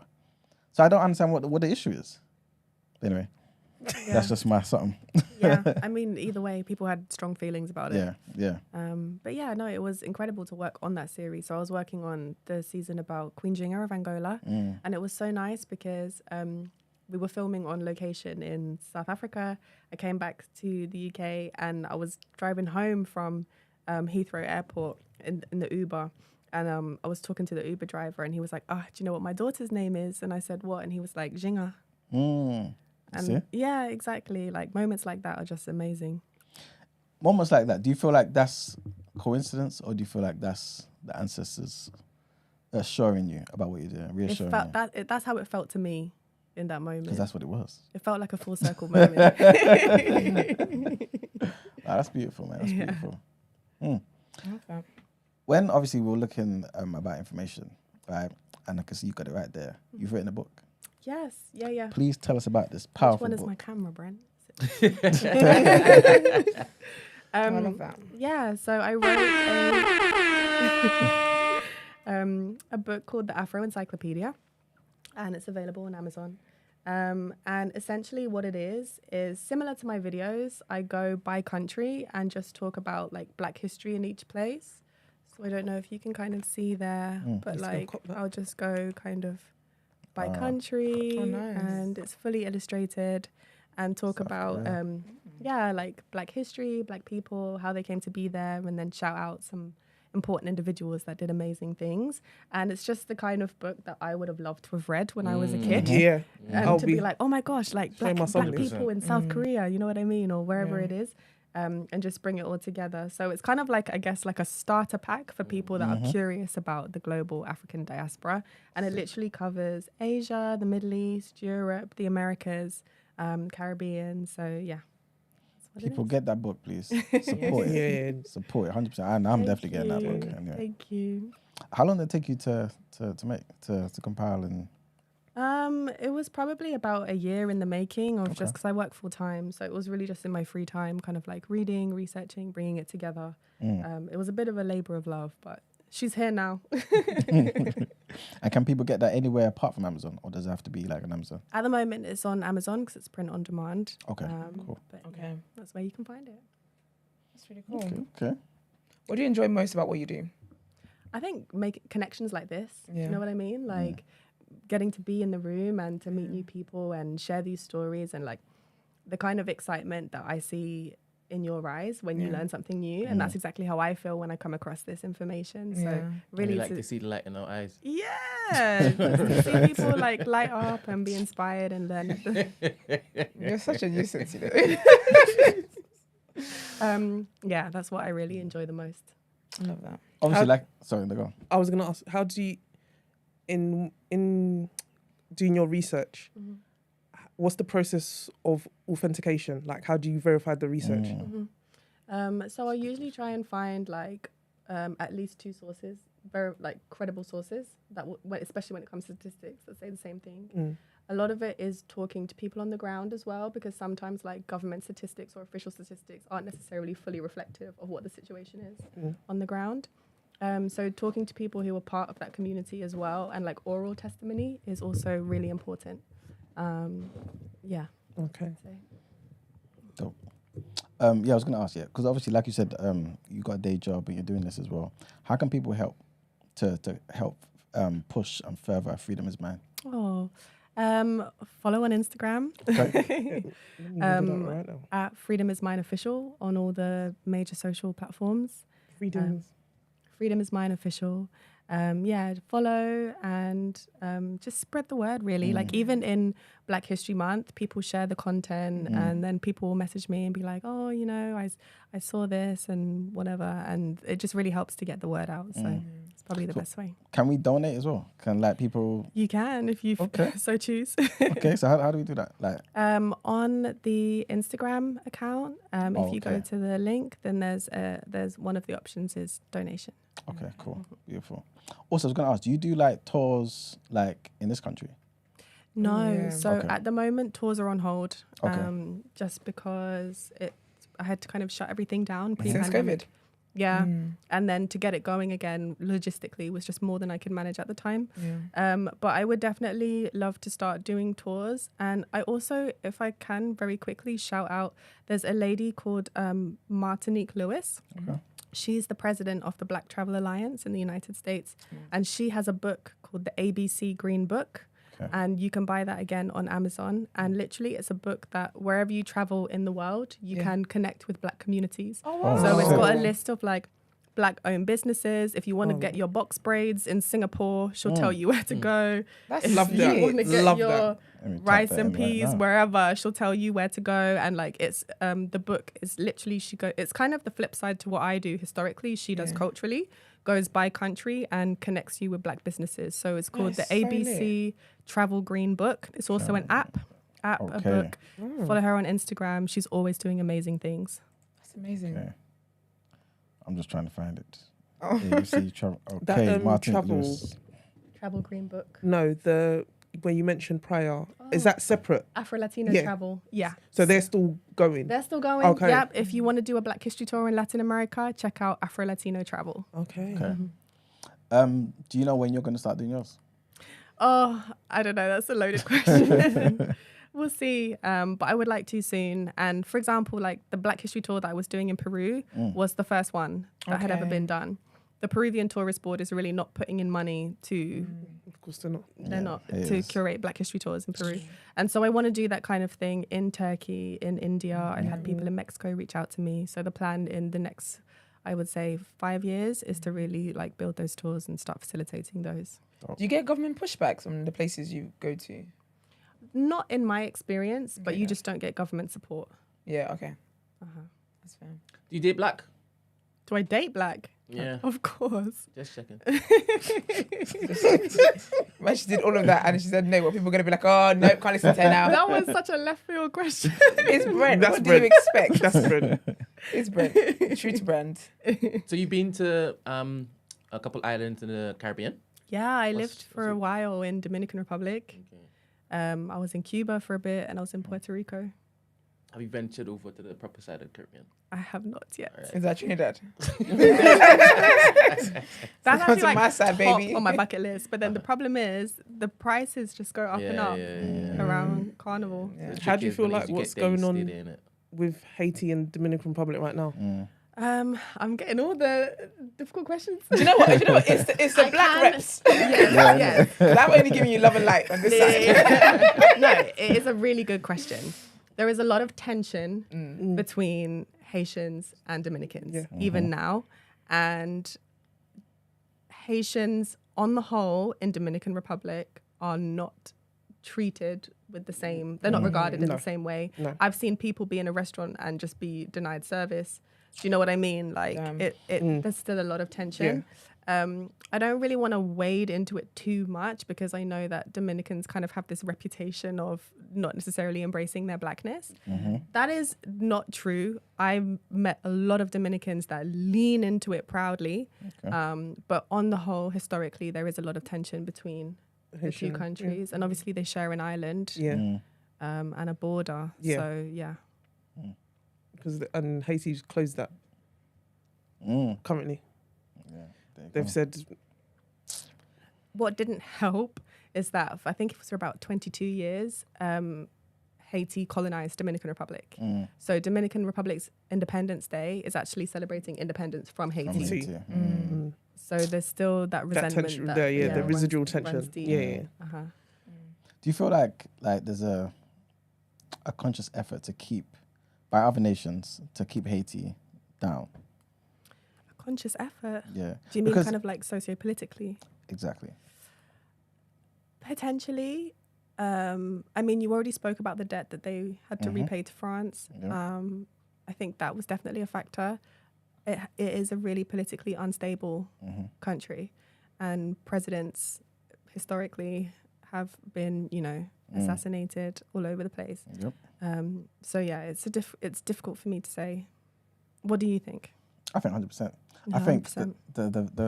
the nation that obviously, like we spoke about yesterday, that was responsible for abolishing slavery, the most successful insurrection ever, the greatest revolution ever, everything in Haiti amongst black people who didn't compromise about their freedom.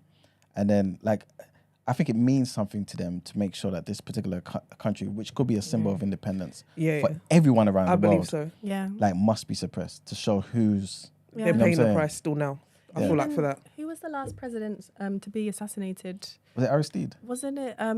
Wasn't it Colombian mercenaries or something that they found? There you go. Yeah, there's so much international. What am I talking about? Yeah, it was. Yeah, it was. I thought the Americans were involved in. Wow, lots of. They probably were. They probably. We can't put it past them. No.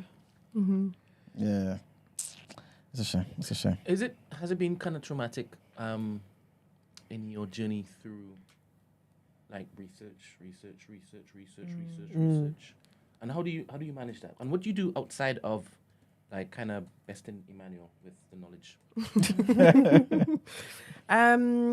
Has it been traumatic? Yes, definitely. I think one of the things I found most harrowing is images. Images of black trauma really seem to stick with me.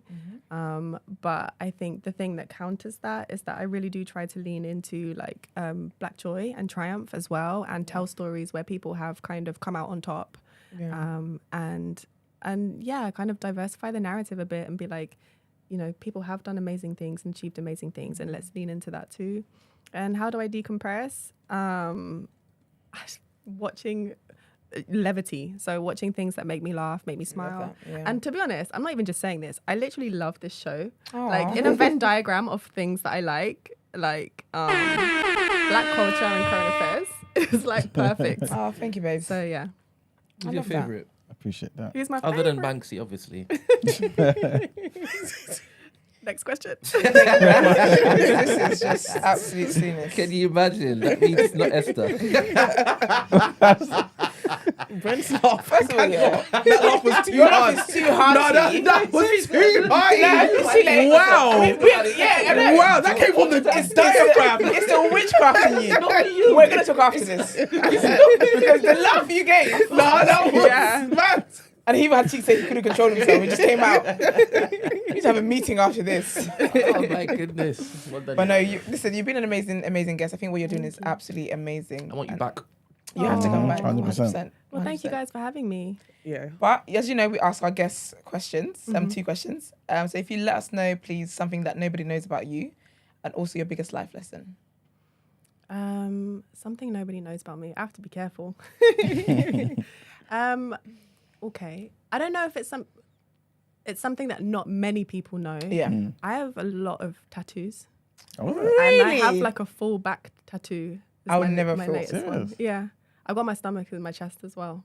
But never the would've back thought. tattoo's the biggest one. same. Yeah. Most Interesting. people don't know that. What's And the then- most what's the most interesting tattoo you have since we're here?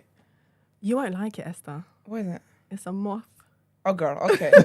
Yeah, explain that. Why please. not say butterfly? You know, I'm finding them your favorite. What? What made you go with that first? Well, I did ask for a butterfly, and then when it was done, No. when it was done, I was like, oh, something's not quite right. Is it a big one or a small one? Please tell me small. No, it's just big. Wow. Yes. What did you get this done? Nigeria or something? In Colombia. Oh, okay. Well, Don't do Nigeria like that. now girl, you know. And then biggest life lesson, I think there's a quote that I love. I don't even know who's the originator of it. It might be Arthur Ashe, tennis player. But it's start where you are, use what you have, do what you can. Oh, I love that. And I think it's applicable to so many things in life. Start where you are, use what you have, do what you can. Yeah, for real. I love that. That's really cool. Thank you so much. Thank you, Sorry. guys. No, I was just gonna say. Remember you just mentioned about the last president that was assassinated.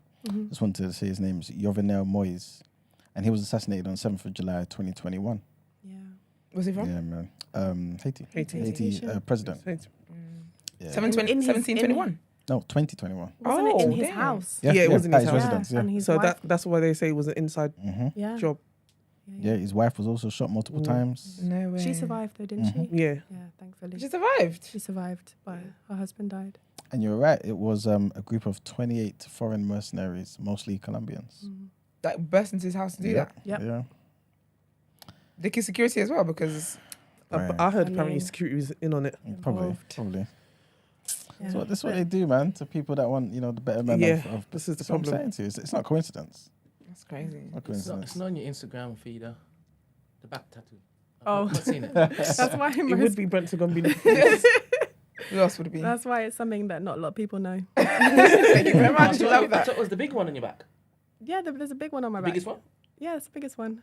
Okay. The biggest one's not the moth, is it? No, Oh. no. Oh, the thank biggest God. one is on my back. Oh, Yeah. okay. You still haven't said what it is, but Yeah. I'll push. So when she comes next time, she'll reveal more and more and more. You think she's leaving here? Oh my gosh, what is happening? Brent, are you alright? All right. Well, Thank you guys. Yeah. No, honestly, thank you so much no, for thank having you me. for joining us. We really appreciate it. We really appreciate it. Very We've learned so informative. much. Very. Love it. And I Very like history, intelligent. so to learn actual about black history, proper black history. This is I it. didn't get any Exactly. other questions right, so. We got a couple. Yeah. We got a Alright, couple. Brent. We know now. We know stuff now. You know what I'm Yeah, no, saying? you know. Definitely we get in the book. Henson? Exactly. Also, yeah, I think we should do one for you because I want you to be on the leaderboard. Oh my gosh. You Okay. have to be. You Actually, want you're to get right. you back. No, not at all. No, at all. Of course, like I said levity. I want you to be high up there, man. I say we do it. Let me. Here we go. Oh, sorry, Chrissy, pass me the iPad so I can get you up. Brandon said, iPad or a laptop? What the hell is this? It's an iPad, but obviously I've got the keyboard attachment. What's it breaking now, child? I do all my meetings on there. Really? Your life on it? Oh, you have to ask Brandon for his password. Okay, well, this is... Okay, now it's... Just type Making me in. work up in here. Get those steps in. Trust me. Oh, you've done Thank you very much. that. De nada. Don't show off in front of the guests. This guy. Look at the questions there. We start from the top.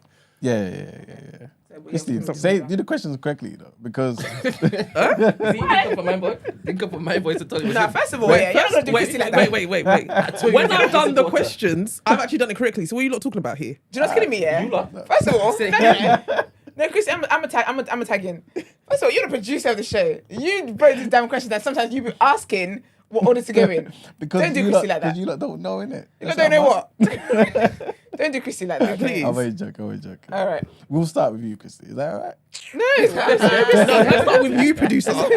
Let's start with you. All right, cool. all right. You ready to go? I'm ready. All right. All right. 3, 2, 1. Texting or calling? Texting. Matoke is a dish from what country? Pass.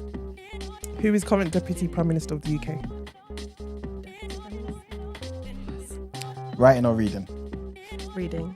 What country did Amapiano originate from? South Africa. Which country is known as the land of the rising sun? Jamaica. Healthy food or junk food? Healthy food. What African country does Daniel Kaluuya originate from? Uganda. What is the capital of Australia? Canberra. Weights or calisthenics? Calisthenics. What Afrobeats artist has more vowels in his name than consonants? Pass. How many 2s are in 1004? Girl. Too many. Blue, red or green? Red. All right. What Jamaican artist would you find in every cinema? Popcorn. Yes. Yeah. That was a good one. First of all, yeah. Sorry. You beat me back. First of all, I know.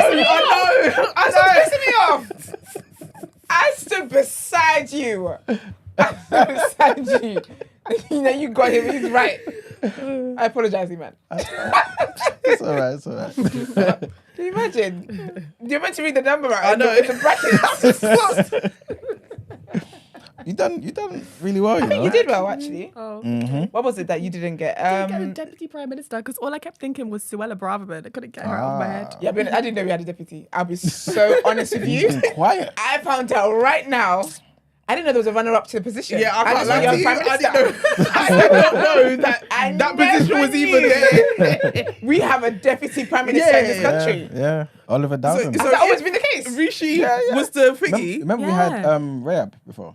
Dominic Graham. Yeah. I thought it was like a Home Secretary guy. No, he had 2 posts though. Oh. Like Yeah, that's what I think. concurrently. Yeah. What, at the Wow. same... At the same time. So I did He not was know the that. deputy and he was the something else. Yes, Wow. he's a greedy man because there's Wow. they could have hired more people. Well, I was today years old when I found Yeah, out. literally. literally. That's good. We'll skip that one. That's okay. But matoke is a dish from Uganda. And then the country that is known as the land of the rising sun is Japan. Japan. Interesting. Yeah. And Daniel Kaluuya, I think you got that right. Uganda? Yeah, that's right. And you got the Australia one right as well. And Afrobeat artist Ashake. We need to look up more Afrobeat artists. Yeah. Do you know why I've left that there? Because no one gets it right. No one gets right. Yeah, that's true. That's why. But we need someone to give us a... I know, in my mind, I was trying to count like. Yeah, the vowels and whatnot. All right, well, you are on the leaderboard, definitely. Oh, thank Anyway. you. But thank you so much, darling, for coming and joining us. Yes. And the page, your Instagram page is Freedom Is Mine official. Freedom is mine official. Yeah. And the book title again, please. It's the Afro Encyclopedia. That's right. And it's on Amazon, ready for purchase. Thank you so much. Support people. You know what I'm saying? Like, Absolutely. you've learned a lot here. Make sure your kids learn as well, man. And your wives and your husbands and everything. That's a very, Yeah, no, that's. you know what I'm saying? I'm I'll be getting that going book through today. that Teach the babies. Yeah. Yeah, man, Yes, for real. 100%. Yes, absolutely. Yeah, man. Love that. All right. Should we do our last headlines for today? Yes. You staying with us? Kind of. Yes. Yeah. Good.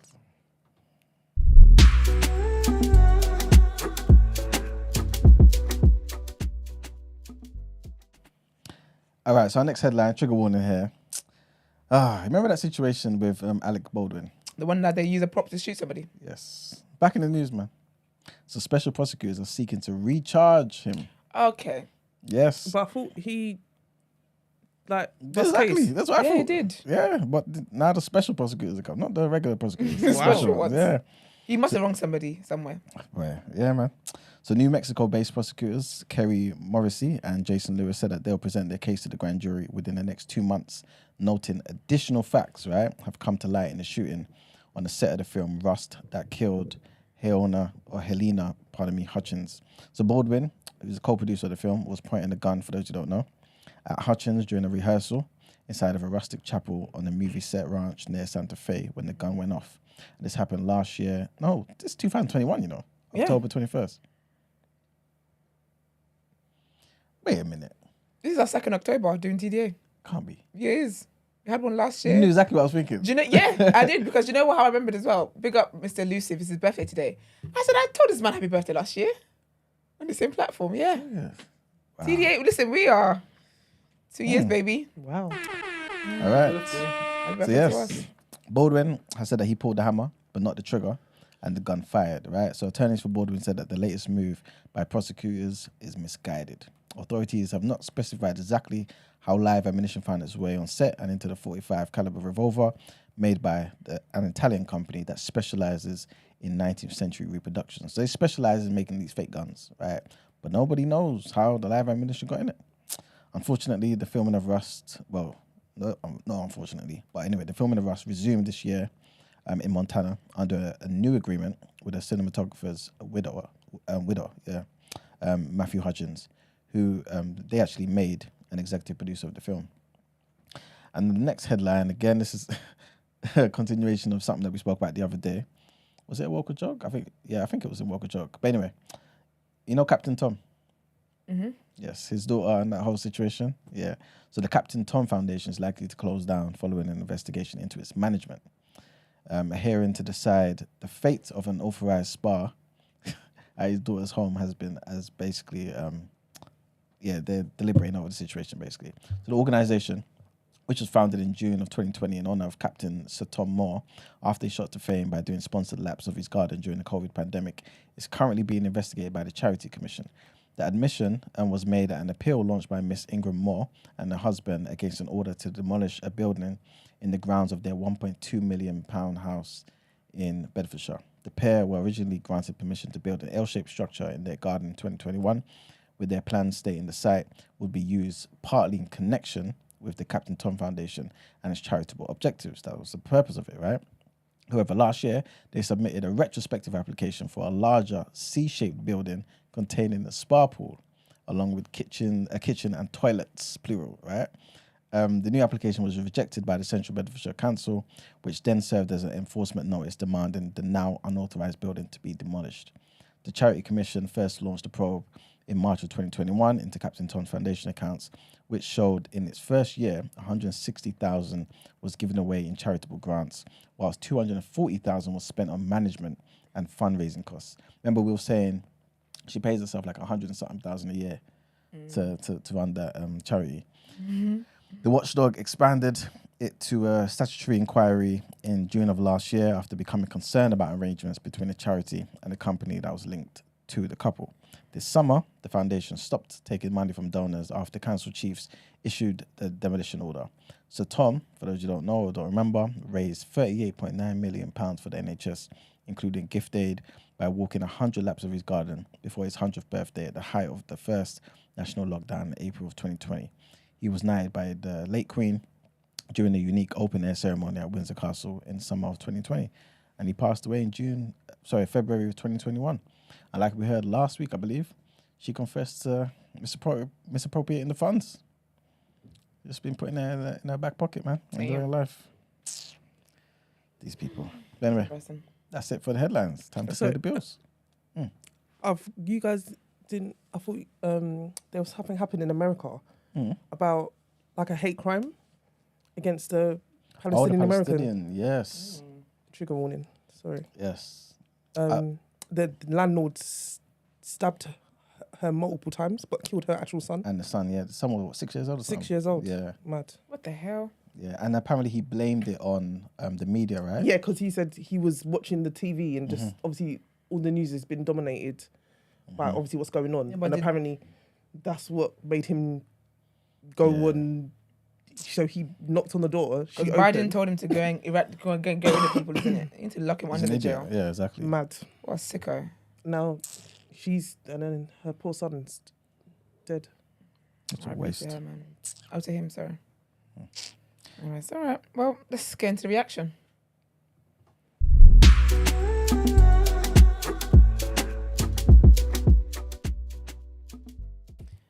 All right, here are your sports scores. No?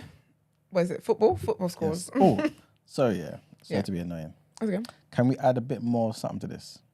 So when you say the scores, Fayida tells us a little something about one of the countries. Ooh. On the spot. A little factoid. Okay, let's do it. Well, Colombia and Ecuador didn't try at all. They just nobody scored. So any facts about those two losers you can tell us about? Like a Black History fact. Yeah. So Colombia has a black town called San Basilio de Palenque. Okay. And they were, which was a settlement founded by escaped enslaved Africans. And up until a couple of decades ago, they didn't even speak Spanish. They have their own language. Oh, wow. When you go there, you will literally think that it's like a marketplace in Kinshasa. Wow. Yeah. San Basilio de Palenque. Check it out. Okay. Beautiful. Uruguay scored 2-0 to Brazil. Well, against Brazil. Against Brazil. That's what I thought was implied. Brazil didn't try. Yeah, Uruguay got 2. Brazil got 0. Well, I have to consult my own book. I love that. Exactly. Look at the book. Look. No, I can't do this for Why? Just read the Uruguay section. There's a section in Uruguay. Get the book. Thank you very much. Giving away all the goodies from the book. Yeah, That's true. Actually, That's very true. Get the book. That's very true. Exactly. Yeah. Argentina scored 2. Peru scored 0. Hate to see it. And in the international front, Mexico and Germany fought a good fight. Got 2. Both of them got 2 points each. Oh my gosh, this is a beating. Yikes! This is a beating. This is a beating. Well, the United States of America scored 4 against Ghana. Just so it's clear, they got 0. Iman, your people them. All them damn eggs and fufu in the belly. Oh, are they not your people them today? They're not your people them today. Nice Emmanuel's people. I'm Nigerian, guys. We're not even in the board. And then that was it. We did Tuesday. What day was it yesterday? Yeah, Tuesday. Oh, dear. Yeah, so. Oh, how do they know the times if it's Wednesday? What do you mean? What day is today? Wednesday. So how do we know the scores for Wednesday already? Oh, no, some of these are earlier. Oh, okay. Yeah, sorry. Playing overnight. Okay. So, right, the Tuesday scores. Kazakhstan, that sounds like, scored 2-1 against Finland. England got 3, Italy got 1 in their match. Hungary and Lithuania scored 2 points each, or 2 goals each. Ukraine scored 3 against Malta 1. Slovenia scored 1 against Northern Ireland 0. Denmark scored 2 against San Marino 1. And Serbia, are there black people in Serbia? Yeah. Crazy. Serbia. There's an African museum in Serbia. Really? Yeah. I've never heard of San Marino. I've heard the boys say. Is that someone's name as well? I've never Like a heard of footballer's it. I name or didn't something? know that was part of. I remember back in the day, the only reason why I think of San Marino is when I think England was meant to beat them to qualify for like one of the World Cups. Did they? Where are they situated It in? was meant to be a 6 goal gap. They Yeah. needed to, right? And I What, think sorry? England- So San Yeah. Marino had 6. No. So basically, Oh. in the group stage, in that particular group, to qualify, Yeah. England needed to win by like 6 goals. Okay. San Marino is obviously a team full of like taxi drivers and Uber guys, basically, yeah. But England conceded, I think they conceded the first goal. Long story short, England won 6-1, but it wasn't enough to take them through. Oh, that's a shame. Yeah. 6-1 though. Yeah, 6-1. That's so embarrassing. Yeah, it's just They're the kind of countries that when they come back, they jump them. They do that to Nigerian players, and it's so horrible. Like, they be waiting for them at the door. But yeah, okay. So Serbia scored 3 against Montenegro. That don't sound right. Montenegro. Why is there Negro in the name? Montenegro 1. Are there Negroes in Montenegro? Black Mountain, I think. Is it? Okay. Are there black people there? Have you done that one? That Ooh, country? that one, no, not yet. Okay. On the way. Yeah. Well, they lost anyway, so Serbia just. that's just that. There are black people there. I dated a black Serbian. No Serious? way. We will not get into that story. I'm intrigued. Where did you come I across need a to go black down memory Serbian? lane. What did you mean? Where did you? So in Dominican Republic. Ah. Yeah, he was like Dominican heritage, but raised in Serbia. So then every time he met white Serbians, they were shook Why? because they'd never Met a black Met Serb. black Serbian. Yeah. That's so interesting. Wow. Yeah. So, because certain countries, I'm just like, I wouldn't even go there. I think TV has definitely ruined it though. I just hear the name and I'm just like, nope. Serbia. Not yeah, for me. I'm just like, why do I need to be there? Yeah, I have no business Like, there at all. realistically. That's so crazy. Were you enlightened then? Was I enlightened? Yeah. I mean, He was black though. He was a bit enlightened. That's so interesting. Okay. Over to you, I man. think it wasn't a good experience. nah. They'll still be together. Is that the last Serbian you're ever going to date? Yeah. Okay. First and last. And there we have it, people. Yeah, the only thing really is just to kind of elaborate on what happened yesterday, man, which is that England beat Italy 3-1. They conceded the first goal, That's good for them. but they came back, man. Kane scored 2 goals, right, Brett? Yeah. I He believe scored so. a penalty and he scored one in open play. Okay, and Jude Bellingham apparently was the real star of the game. You know, he won the penalty for the equaliser, and then he produced, set up Rashford for the second. Nice. Yeah. And yeah, man, so that victory puts England on 16 points in Group C, 3 points ahead of second place Ukraine, and that guarantees their advancement to the next summer's tournament in Germany. Love that. Yeah, man, in Big top up spot. them. Where's the World Cup actually? How many years have we got to? Like, Did we just have one the just other the day? other day, yeah, man. So Isn't we've got it gonna 3 be- years 3 years to time. come. Next year we've got the Euros. Where is it taking place? The Which World one? Cup. I have no idea. You know. Wasn't Why it did like I feel like France was in play? I don't know. No, France is Olympics, right? I don't know, you know. I'm not sure. Okay, well, I feel like I look forward to it. They I like announced, the World Cup. announced something last week, though. We spoke about it. United States. Oh, it's in the They States. announced something. Yeah, Canada, yeah. Mexico, and United States. And this is for the World the Cup. World Cup. Yeah. Next oh, one. wow. Canada. Well, how does that work? Don't they just do it in one country? Sometimes, like, they'll just go, especially if Oh, they're all really? kind of connected. Close They did that. connected, They yeah. did that with another place as well. They did that with Okay. Qatar. I think they did. Yeah, I think they did. Yeah. Okay. Okay. Well, that'd be interesting. Well, that's enough of that. Let's get into our outro. Oops.